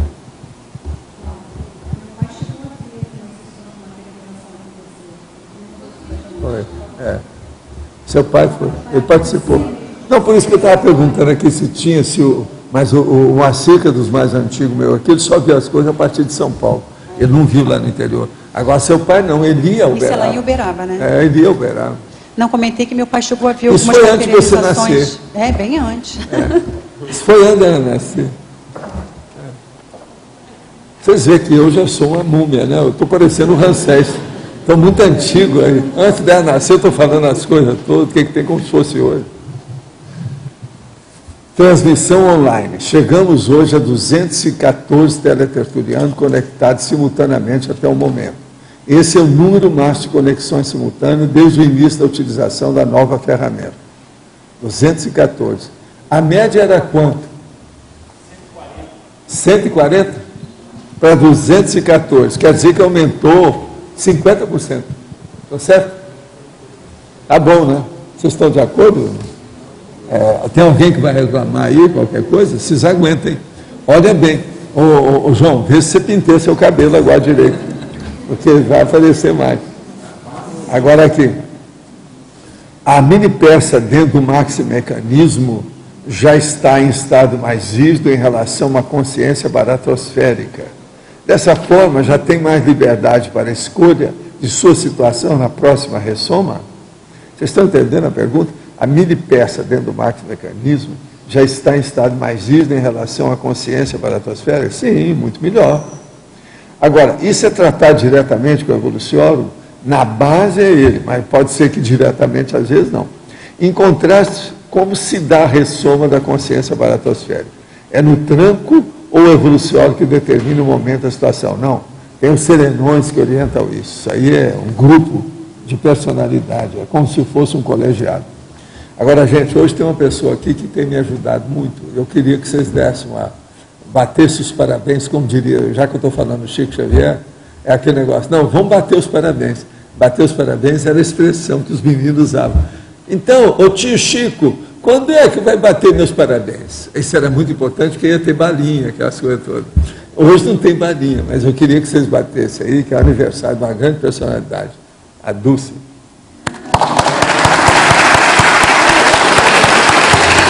Foi outra, mas não interessa, para nós é outra. Ontem ninguém apareceu falando isso aí, foi hoje, então você aguenta. De ontem para hoje você não mudou muito, não. Ó, gente, aqui, ó, tá os livros aqui, ó. Esse aqui que é da época, ó. Instruções psicofônicas, de Francisco Cândido Xavier. Agora vocês vão ver, essa aqui é das minhas edições, né? Deixa eu ver se é. Se tiver a minha, tem, tudo tem. Não, essa é a segunda edição. 16 ao 25º. É de 1962, essa aqui. A primeira edição, então, é outra. Agora aqui, ó, em memória de Allan Kardec, homenagem do Grupo Meimei. Explicação necessária. Agora, ó, Arnaldo Rocha, Pedro Leopoldo, 10 de junho de 1955. Vocês estão entendendo? Esse foi o ano que eu conheci o Chico, 1955. Agora, o Arnaldo é que fez esse livro aqui com as instruções psicofônicas. Tinha as sessões, as advertências, quais eram as mensagens que apareciam lá. E tem comentário de tudo. Outra coisa, tem poesia também no meio. Se alguém quiser ver, é o Arnaldo Rocha. É aquilo que apareceu lá. Estou só mostrando que é interessante a gente ver essas coisas.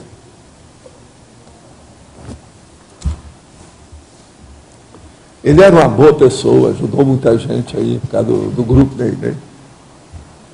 O senhor estava falando dele, falou que a pessoa, quando fala a verdade, mantém o equilíbrio.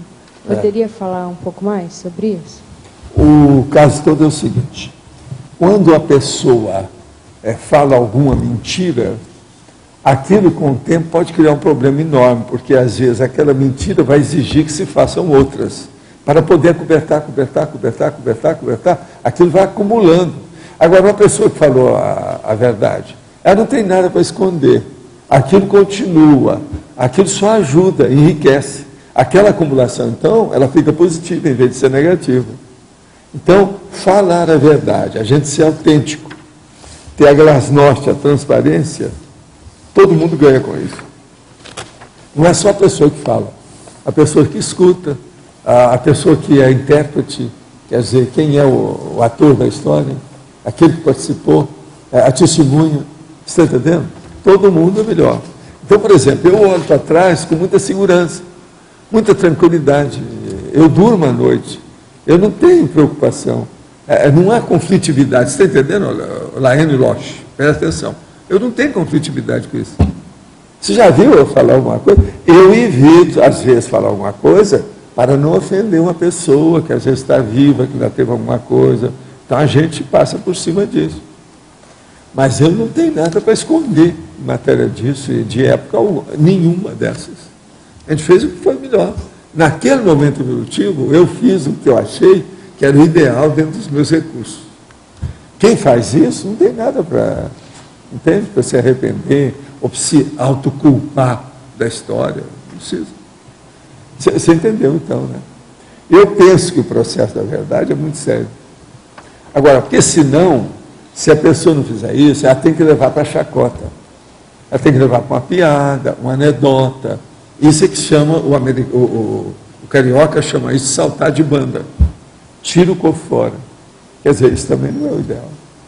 Agora, ó, por isso é que tem gente que lá pelas tantas mente tanto que no fim ele fica totalmente desinteressado. Quer dizer, ele perde o endereço. Entendeu? Ele perde o rumo. Ele não sabe mais o caminho de casa. A situação já piorou tudo. Eu já vi gente assim. Eu já atendi gente que o negócio era tão... que eu não sabia qual foi o tecido que começou a coberta, a coxa.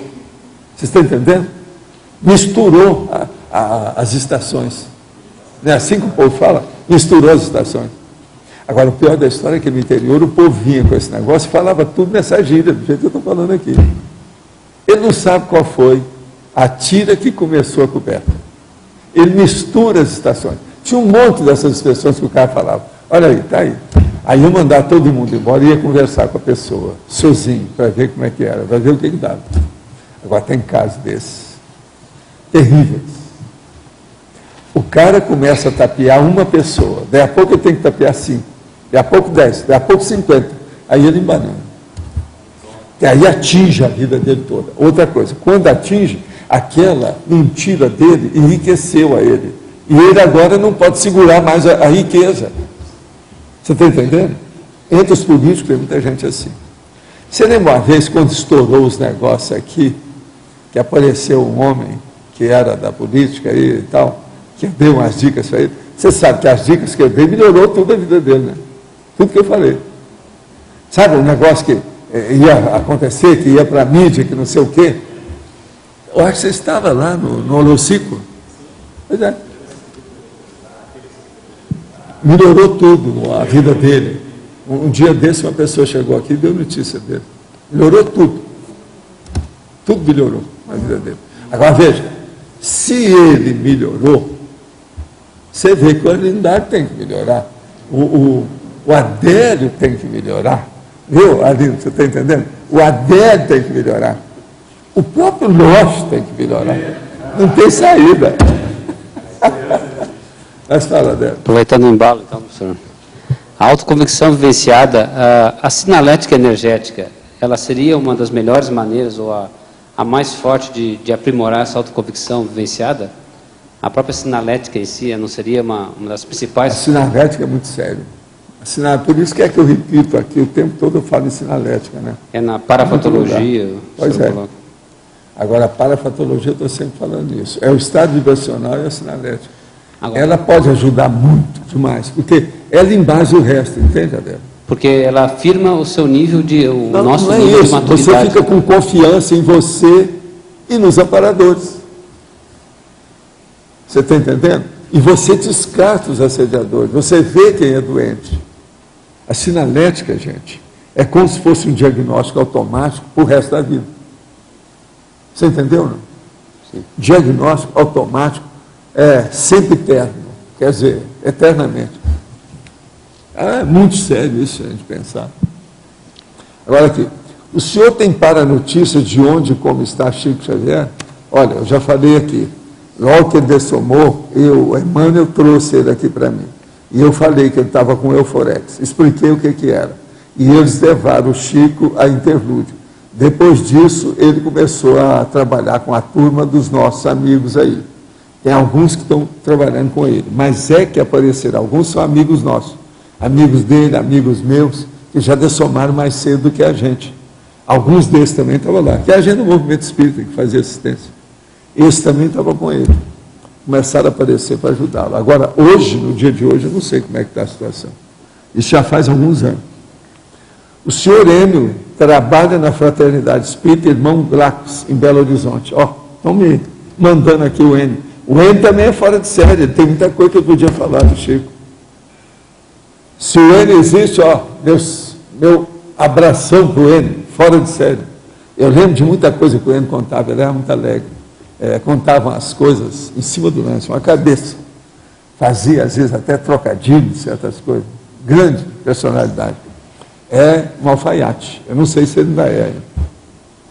Uma das novas doenças que surgiu nos últimos anos é a bipolaridade. Não é nova doença. Surgiu foi a palavra. Que a bipolaridade sempre existiu. Eu conheci isso desde menino. Agora, o bipolar é uma pessoa extremamente assediada. Esse assédio, junto com os dramas íntimos da pessoa, que torna basicamente um bipolar, mas o processo mais sério é o seguinte: bipolar é um problema de autoassédio antes de mais nada. Essa bipolaridade comum que tem por aí, isso hoje está disseminado por todo lado. Antigamente o bipolar era só aquele que tinha a depressão com a excitação. Hoje já não é mais assim. Hoje qualquer povo, qualquer gente se coloca bipolar.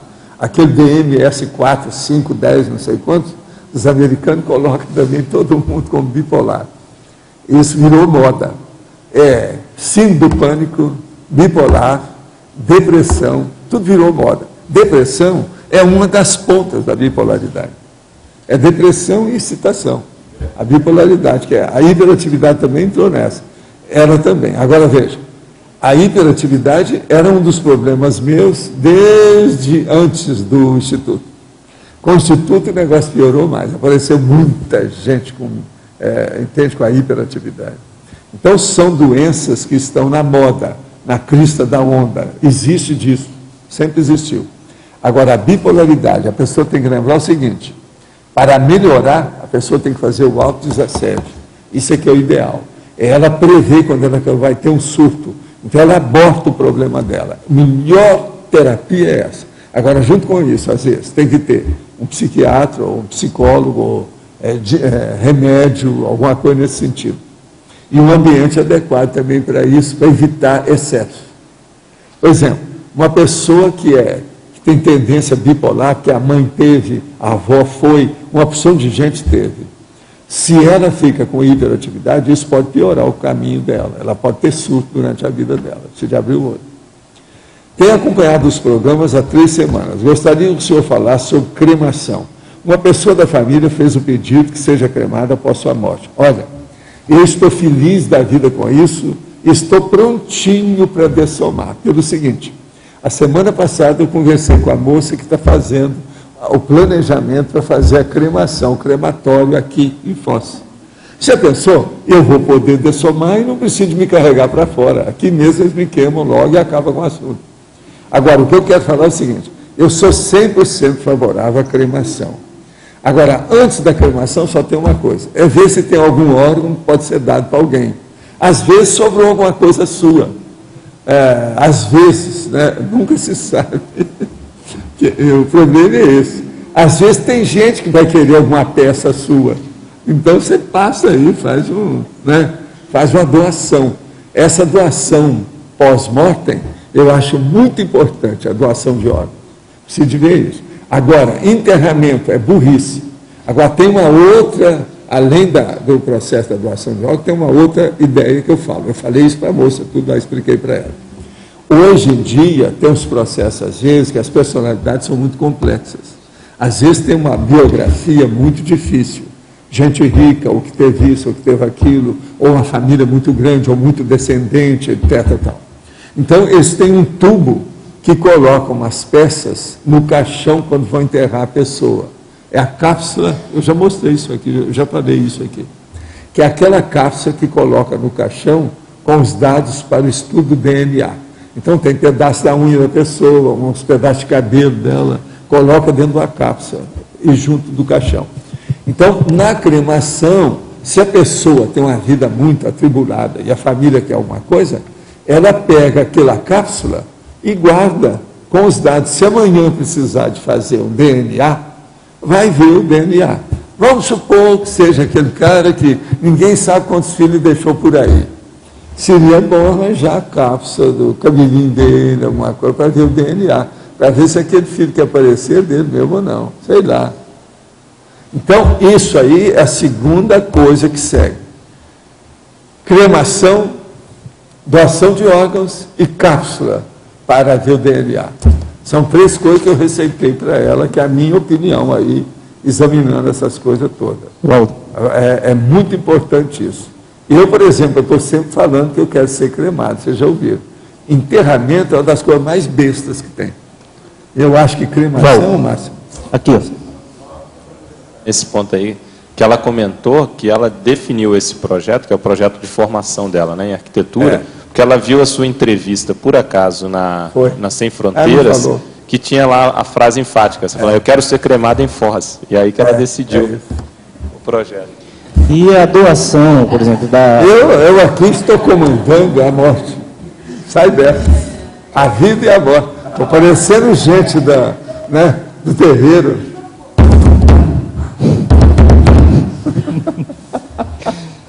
O que é? A doação, no caso, do cadáver para estudo, como faculdades de medicina, etc. O que tem? O que é que o senhor acha?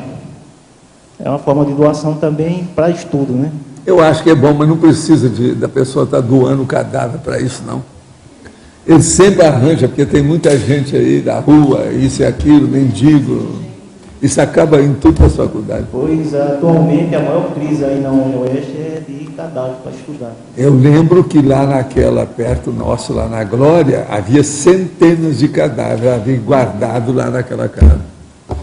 Vamos pensar nisso, tem muita. Cadáver não falta, não. Tem mais por aí. E olha, dizem que fora daqui ainda é pior. Por exemplo, no Iraque, no Afeganistão, no Paquistão, tem mais cadáver. Agora, em Moscou, a última agora é Moscou, essa já entrou nessa linha também. Na União Oeste lá, está vendo esse problema, né? Falta de cadáver? Não tem. Agora, precisa de ver, às vezes a população é pequena, não está morrendo ninguém, é isso? Não, qual é a população? Tem 500 pessoas, daí precisa examinar. Hein? Aqui é todo dia, só olhar no jornal. Pois é. Pois é, mas aí é porque estão trabalhando mal. Só para chancelar isso, né? Realmente existe no Brasil uma... Peraí, gente, eu não estou ouvindo. Não, é só em relação a essa questão mesmo, talvez para conhecimento. Como é que é? Existe uma burocracia bem grande mesmo para a liberação de peças anatômicas para instituições de ensino. A gente também vê isso na faculdade lá. Isso aí é complicado. Sim, então agora isso aí deve ser processo de governo. Tem que entrar com desembargador, juiz, advogado e todo mundo nessa história. Muda a lei, dá um jeito, vamos mexer com isso. Na minha terra sempre teve muito cadáver. No Brasil sempre teve. Eu vejo gente morrer aqui todo dia, por que não? Agora, faltar cadáver para a universidade é loucura, para a faculdade de medicina é loucura. Não deve faltar, não. Isso é ruim para a população. Isso não é bom, não. Professor, aqui. Eu convivo, eu tenho uma irmã que tem essa característica de mentir todo o tempo. E então ela cria as personalidades, assim, para se relacionar com o marido é um tipo, com cada grupo de convivência e a pessoa é muito inteligente e vai criando uma situação tão complicada para ela, porque ela vai criando então um padrão de ansiedade para corresponder toda aquela estrutura da história que ela constrói em cada lugar. Nós já conversamos a respeito disso algumas vezes, assim, eu falo abertamente com ela sobre isso, mas não é suficiente para ela cair em si. E ela vem, então, agora com as ondas de Melim. Porque... Uma coisa boa é arranjar um advogado para conversar com ela. Um advogado mostrar os efeitos deletérios da mentira. Um advogado, às vezes, impressiona mais. Ela vai ver os efeitos disso. Se o advogado chegar e começar a falar, olha, o que a mentira deu? Mostrar um caso, por exemplo, o cara foi para a cadeia, passou tantos anos lá dentro que mentiu. Tem tudo isso. Outro que fez uma opção de gente morrer. Outra coisa, arranja também esses filmes e romances que falam nisso. Aquela menina que falou que quem fez aquilo contra a outra garota foi aquele cara, porque ela não gostava, e ela foi a única testemunha. Passaram os anos, o cara foi para a cadeia, ficou lá preso muito tempo. Aí é que eles reconheceram, viram que apareceu o cara que tinha matado, que tinha feito a sujeira. E a menina, então, ficou com aquela cara de tacho. Agora, quando tudo é ligado ligado ela muito mentir? à Uma vida mentira dela, pode a matar vida os íntima. outros, pode encarcerar os outros, pode criar um problemão, uma tragédia. Agora, quando essas coisas são ligadas à vida íntima da pessoa, e ela então vai criando aquela estrutura Pois é, toda... agora o ideal seria arranjar um advogado. Não é psicólogo, não é psiquiatra, não. Psicólogo, arranja um já advogado que mostra a realidade para ela. Olha aqui o que é que tem. Conta alguns casos de advocacia. Tem um monte de filme aí sobre isso, você sabe, né?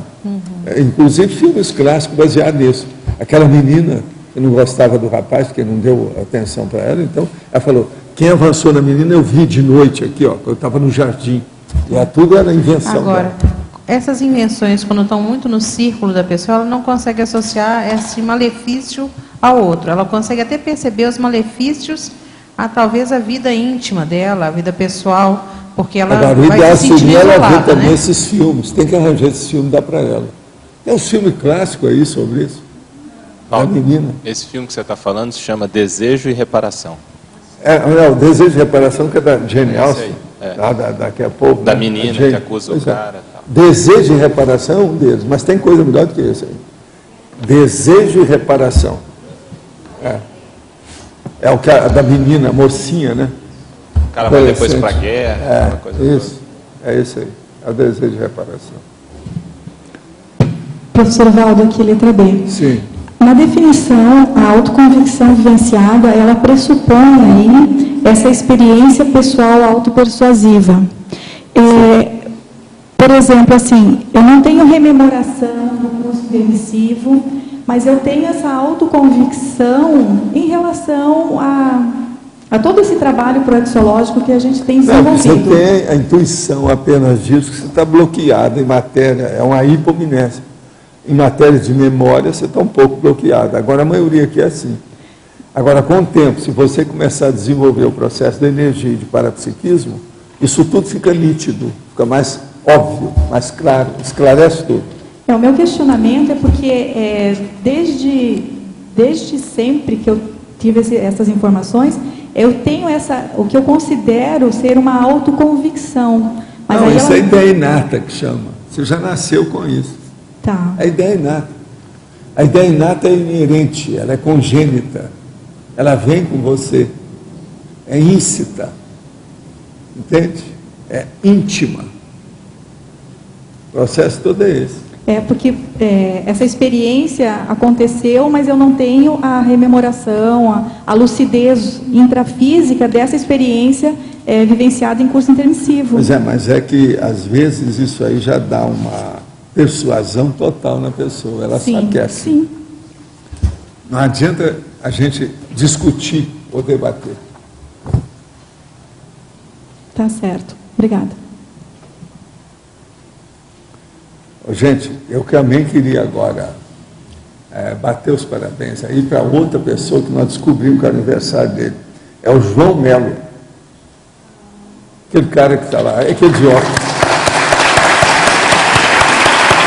Ele está completando 20 anos hoje. 20 anos, é isso. 20 anos.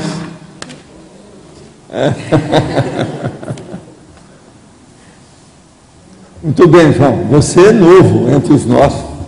Se tratar ele melhor aí, né? Arranjar umas mangas maduras para ele, viu, Luiz? Ele é novo. Tem que tratar o homem. Você já viu como é que o temperamento dele, o jeitão? Tudo arrumado. É lógico que foi aonde? Veio de onde? Diretamente de onde? O que vocês acham? Da Inglaterra. Diretamente da Inglaterra. Você já viu o jeitão dele? Agora, não adianta, você nasceu no Brasil, não foi na Inglaterra, aqui para você.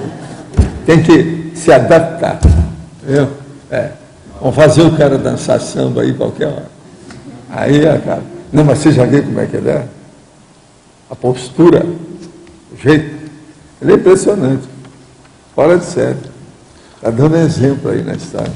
Eu gosto de ver esse aplombo, você está entendendo? A postura, o poste, o jeito. Ele é desse jeito. Agora, junto com a Luimara, sai de baixo. Esse é que é sinergismo de dupla evolutiva. Sinergismo. Há uma potencialização do processo, devido à afinidade de valores e tendências. Né? É o jeito. Valdo aqui. Na página 30, binomiologia. Aí o último item, binômio autorreflexão, autoconvicção.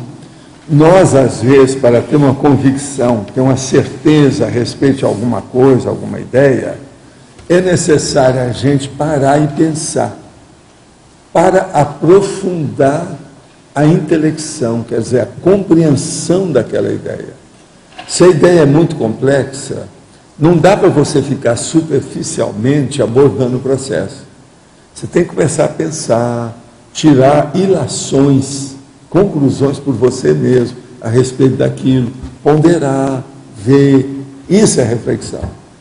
Então, é muito importante essa junção desse binômio. Entende? Autorreflexão, autoconvicção. Eu, por exemplo, eu faço reflexão sobre as coisas que eu estudo o tempo todo. Eu não tenho jeito. Agora, eu tenho o hábito disso. Eu comecei com isso muito garoto. Minha mãe estava lá costurando, eu estava fazendo reflexão a respeito de uma coisa que ela falou. Aí anotava minhas conclusões. Depois eu apresentava para ela. O que a senhora acha? Tudo é pensamento. Agora, como eu comecei muito cedo, eu criei o hábito. Eu tenho hábito de reflexão.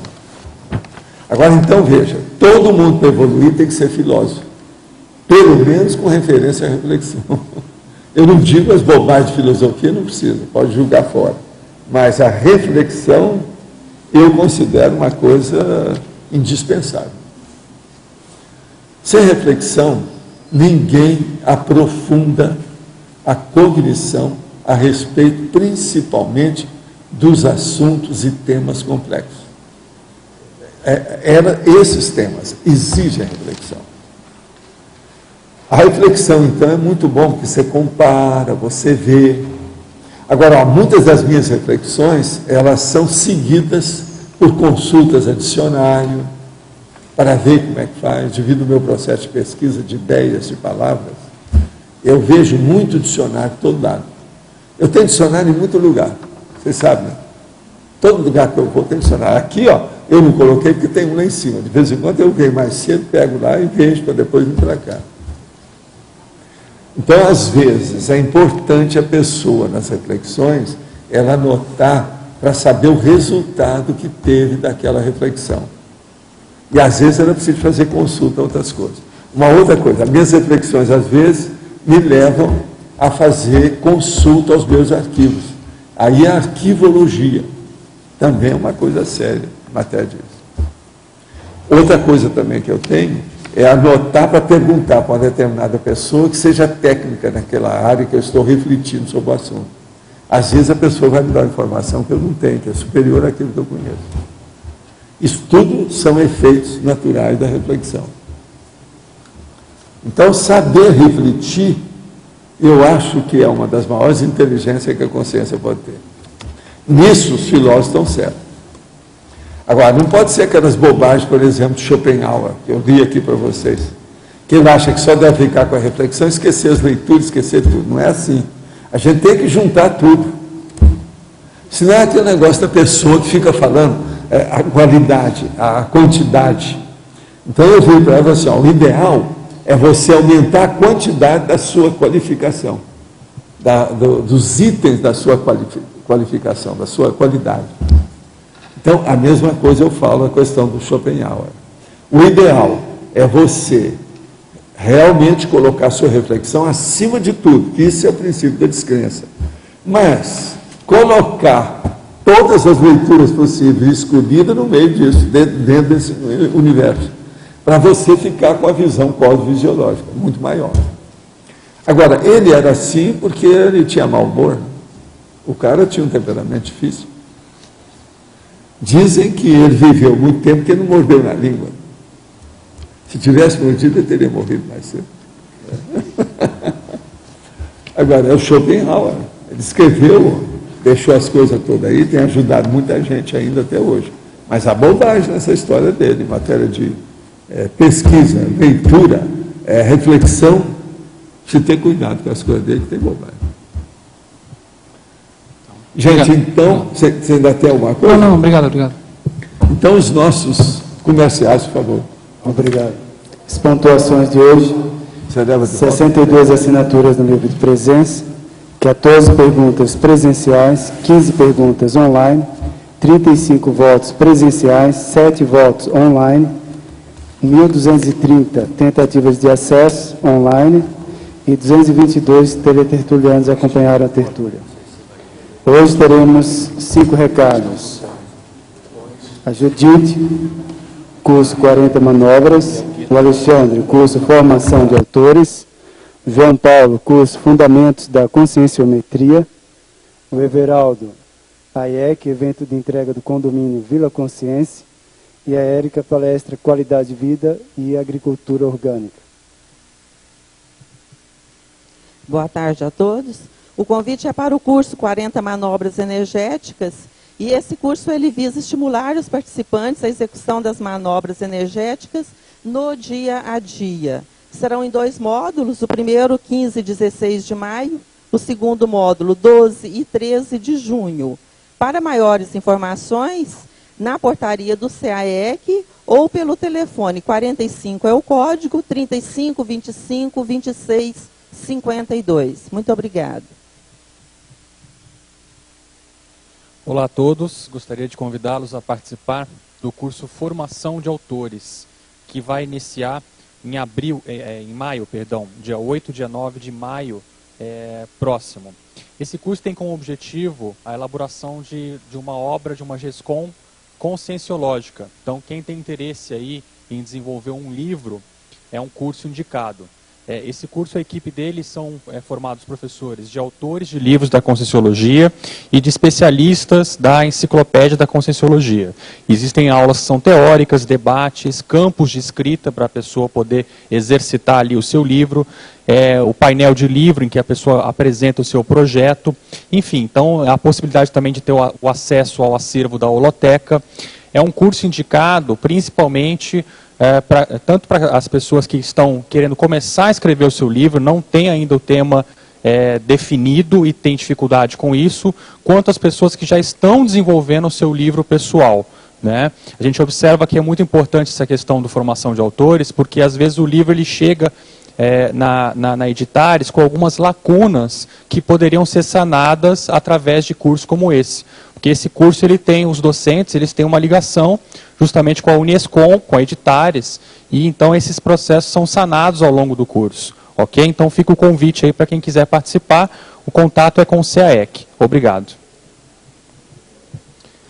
Boa tarde. Nós vamos falar aqui sobre o curso Fundamentos da Conscienciometria, da Conscius. É um curso que vai começar agora no dia 6 de abril, com uma aula semanal. São 6 meses de curso e o curso aborda sobre vários assuntos, como emoções, temperamentos, os perfis da escala evolutiva das consciências. Tem também um Consim-Cobaia no final do curso, fala sobre reciclagem. A gente faz um apanhado para a gente poder entender um pouco mais o nosso micro-universo, para depois fazer uma análise conscienciométrica mais profunda, com o Recim 1, que é análises rápidas, e depois o Recim 2, com análises mais profundas, usando o conscienciograma diretamente. Então, esse primeiro curso de Fundamentos é o pré-requisito para esses dois. A gente está terminando agora as 2 turmas iniciais, e a gente pede para quem estiver interessado procurar a recepção do CAEC, porque as vagas já estão ficando, tem poucas vagas já. Tá? Então, quem estiver interessado, procura lá. O preço é R$ 60, mensalidade, R$ 60. Quem já faz uma dinâmica energética passa a R$ 40. Então, fica aí o convite. Quem tiver interesse, vá procurar para não ficar sem vaga. Tá? Muito obrigado. Boa tarde. Olá, pessoal. Boa tarde. Estou aqui para reforçar o convite para o evento que vai acontecer da IEC no dia 17 agora de abril, tá? Às 19, a partir das 18h30, que é a entrega no condomínio residencial Vila Consciência, tá? Além da entrega oficial, nós vamos ter também um show humorístico com o humorista nacional, Geraldo Magela. Logo em seguida, nós teremos um jantar e depois um baile com música ao vivo. Então, aquelas pessoas que queiram participar desse evento de confraternização da CCCI, podem se dirigir ao CAEC ou, se não, aos voluntários da IEC para comprar seus ingressos, tá? Então, tem ingressos especiais para as duplas, tá? Um preço mais acessível. Então, dia 17 de abril, a gente aguarda vocês lá. Obrigado.